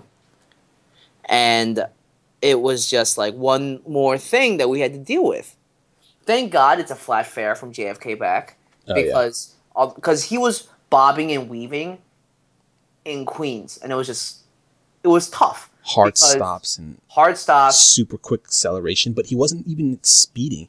He literally, his tires squealed a few times when he would start, and he would accelerate to like 40 miles an hour and then be in 40 miles an hour. That would be it. Yeah. Like, why did you just do that? I wish I could tell you. Yeah. But it was just and then we, for some reason, like, I guess he was kind of smart because he got to see where all the traffic accidents were, because we definitely went like a way that I had never been to before. Right. And we crossed over the Brooklyn Bridge, what I thought was really cool, but totally unnecessary. And then we get back, and it's like finally back in New York. Yep. It's cold as hell, but we're back. Overall, great trip. Overall, great trip. Action-packed. If there was one thing that I would change, it would be the... What would you change? I don't even know if I would say change. It's the hardest thing. I shouldn't say change, because I definitely enjoyed the whole trip. The hardest thing was just all that travel that we did, the intermittent travel that we did, going to São Luís and all. Mm-hmm. We already had 5 flights to get to Brazil and get home, and we added an extra 5 flights within 3 days. Yeah. Then we had a 4.5 hour bus ride each way. So all that was just super draining. Yeah. But I think it was also sort of like trial by crucible. Yeah. Just to, like, you know, we can travel. Yeah. In a country where we don't speak the language, to a remote part of the world, enjoy it, and come back and be alive. Yeah. I think it's a big testament, especially since you haven't traveled too much. Yeah. To me, it's a confidence booster. Yeah. To be like, I can take care of myself anywhere in the world. Right. So. I'm totally excited not to be traveling for a little bit. I'll tell you that much. Yeah. I love traveling, but man, I think I'm still sort of getting over it, like, physically, just still being tired. But it'll all catch up at the end of the year. It's the mental aspect for me. Just to realize it was only a week. It was only a week that we came back, but like this week felt really weird. Things that, even though this week flew by for me, yesterday I was thinking back to things that happened on Monday, and I couldn't remember if they happened on like that week or they happened before I went to Brazil. Yeah. It's just really weird. I don't know. Right. And it's crazy because you come back and everything is just like, it's just going normally. Yeah. Yeah. Exactly. Just like, yeah, I'm back in it, you know? Mm-hmm. But I've always wanted to go to Rio. I think we did everything that we did. We did everything that we wanted to do. Yeah. And it was super cheap to get down there. Yeah. Which is always sort of a nice little surprise. Well, that's it then, huh? I think that's it for this week at least. We'll get back to our sort of normal sort of style. Right. Of talking about things. A lot of things have come up in the week that we were gone. Yeah. But we'll definitely keep it up to date. Yeah, by far our longest episode. Yeah, but it was nice to sort of go through everything. Yeah. And have a collection. So from years from now, when you want to know what you did in Rio, just be like, I got a YouTube clip for that. Yeah, for sure. Yeah. I think that's it. Yep. All right. Well, on that note, I'm Sandy. And I'm Reza. Thanks again for listening, and we'll see you next week.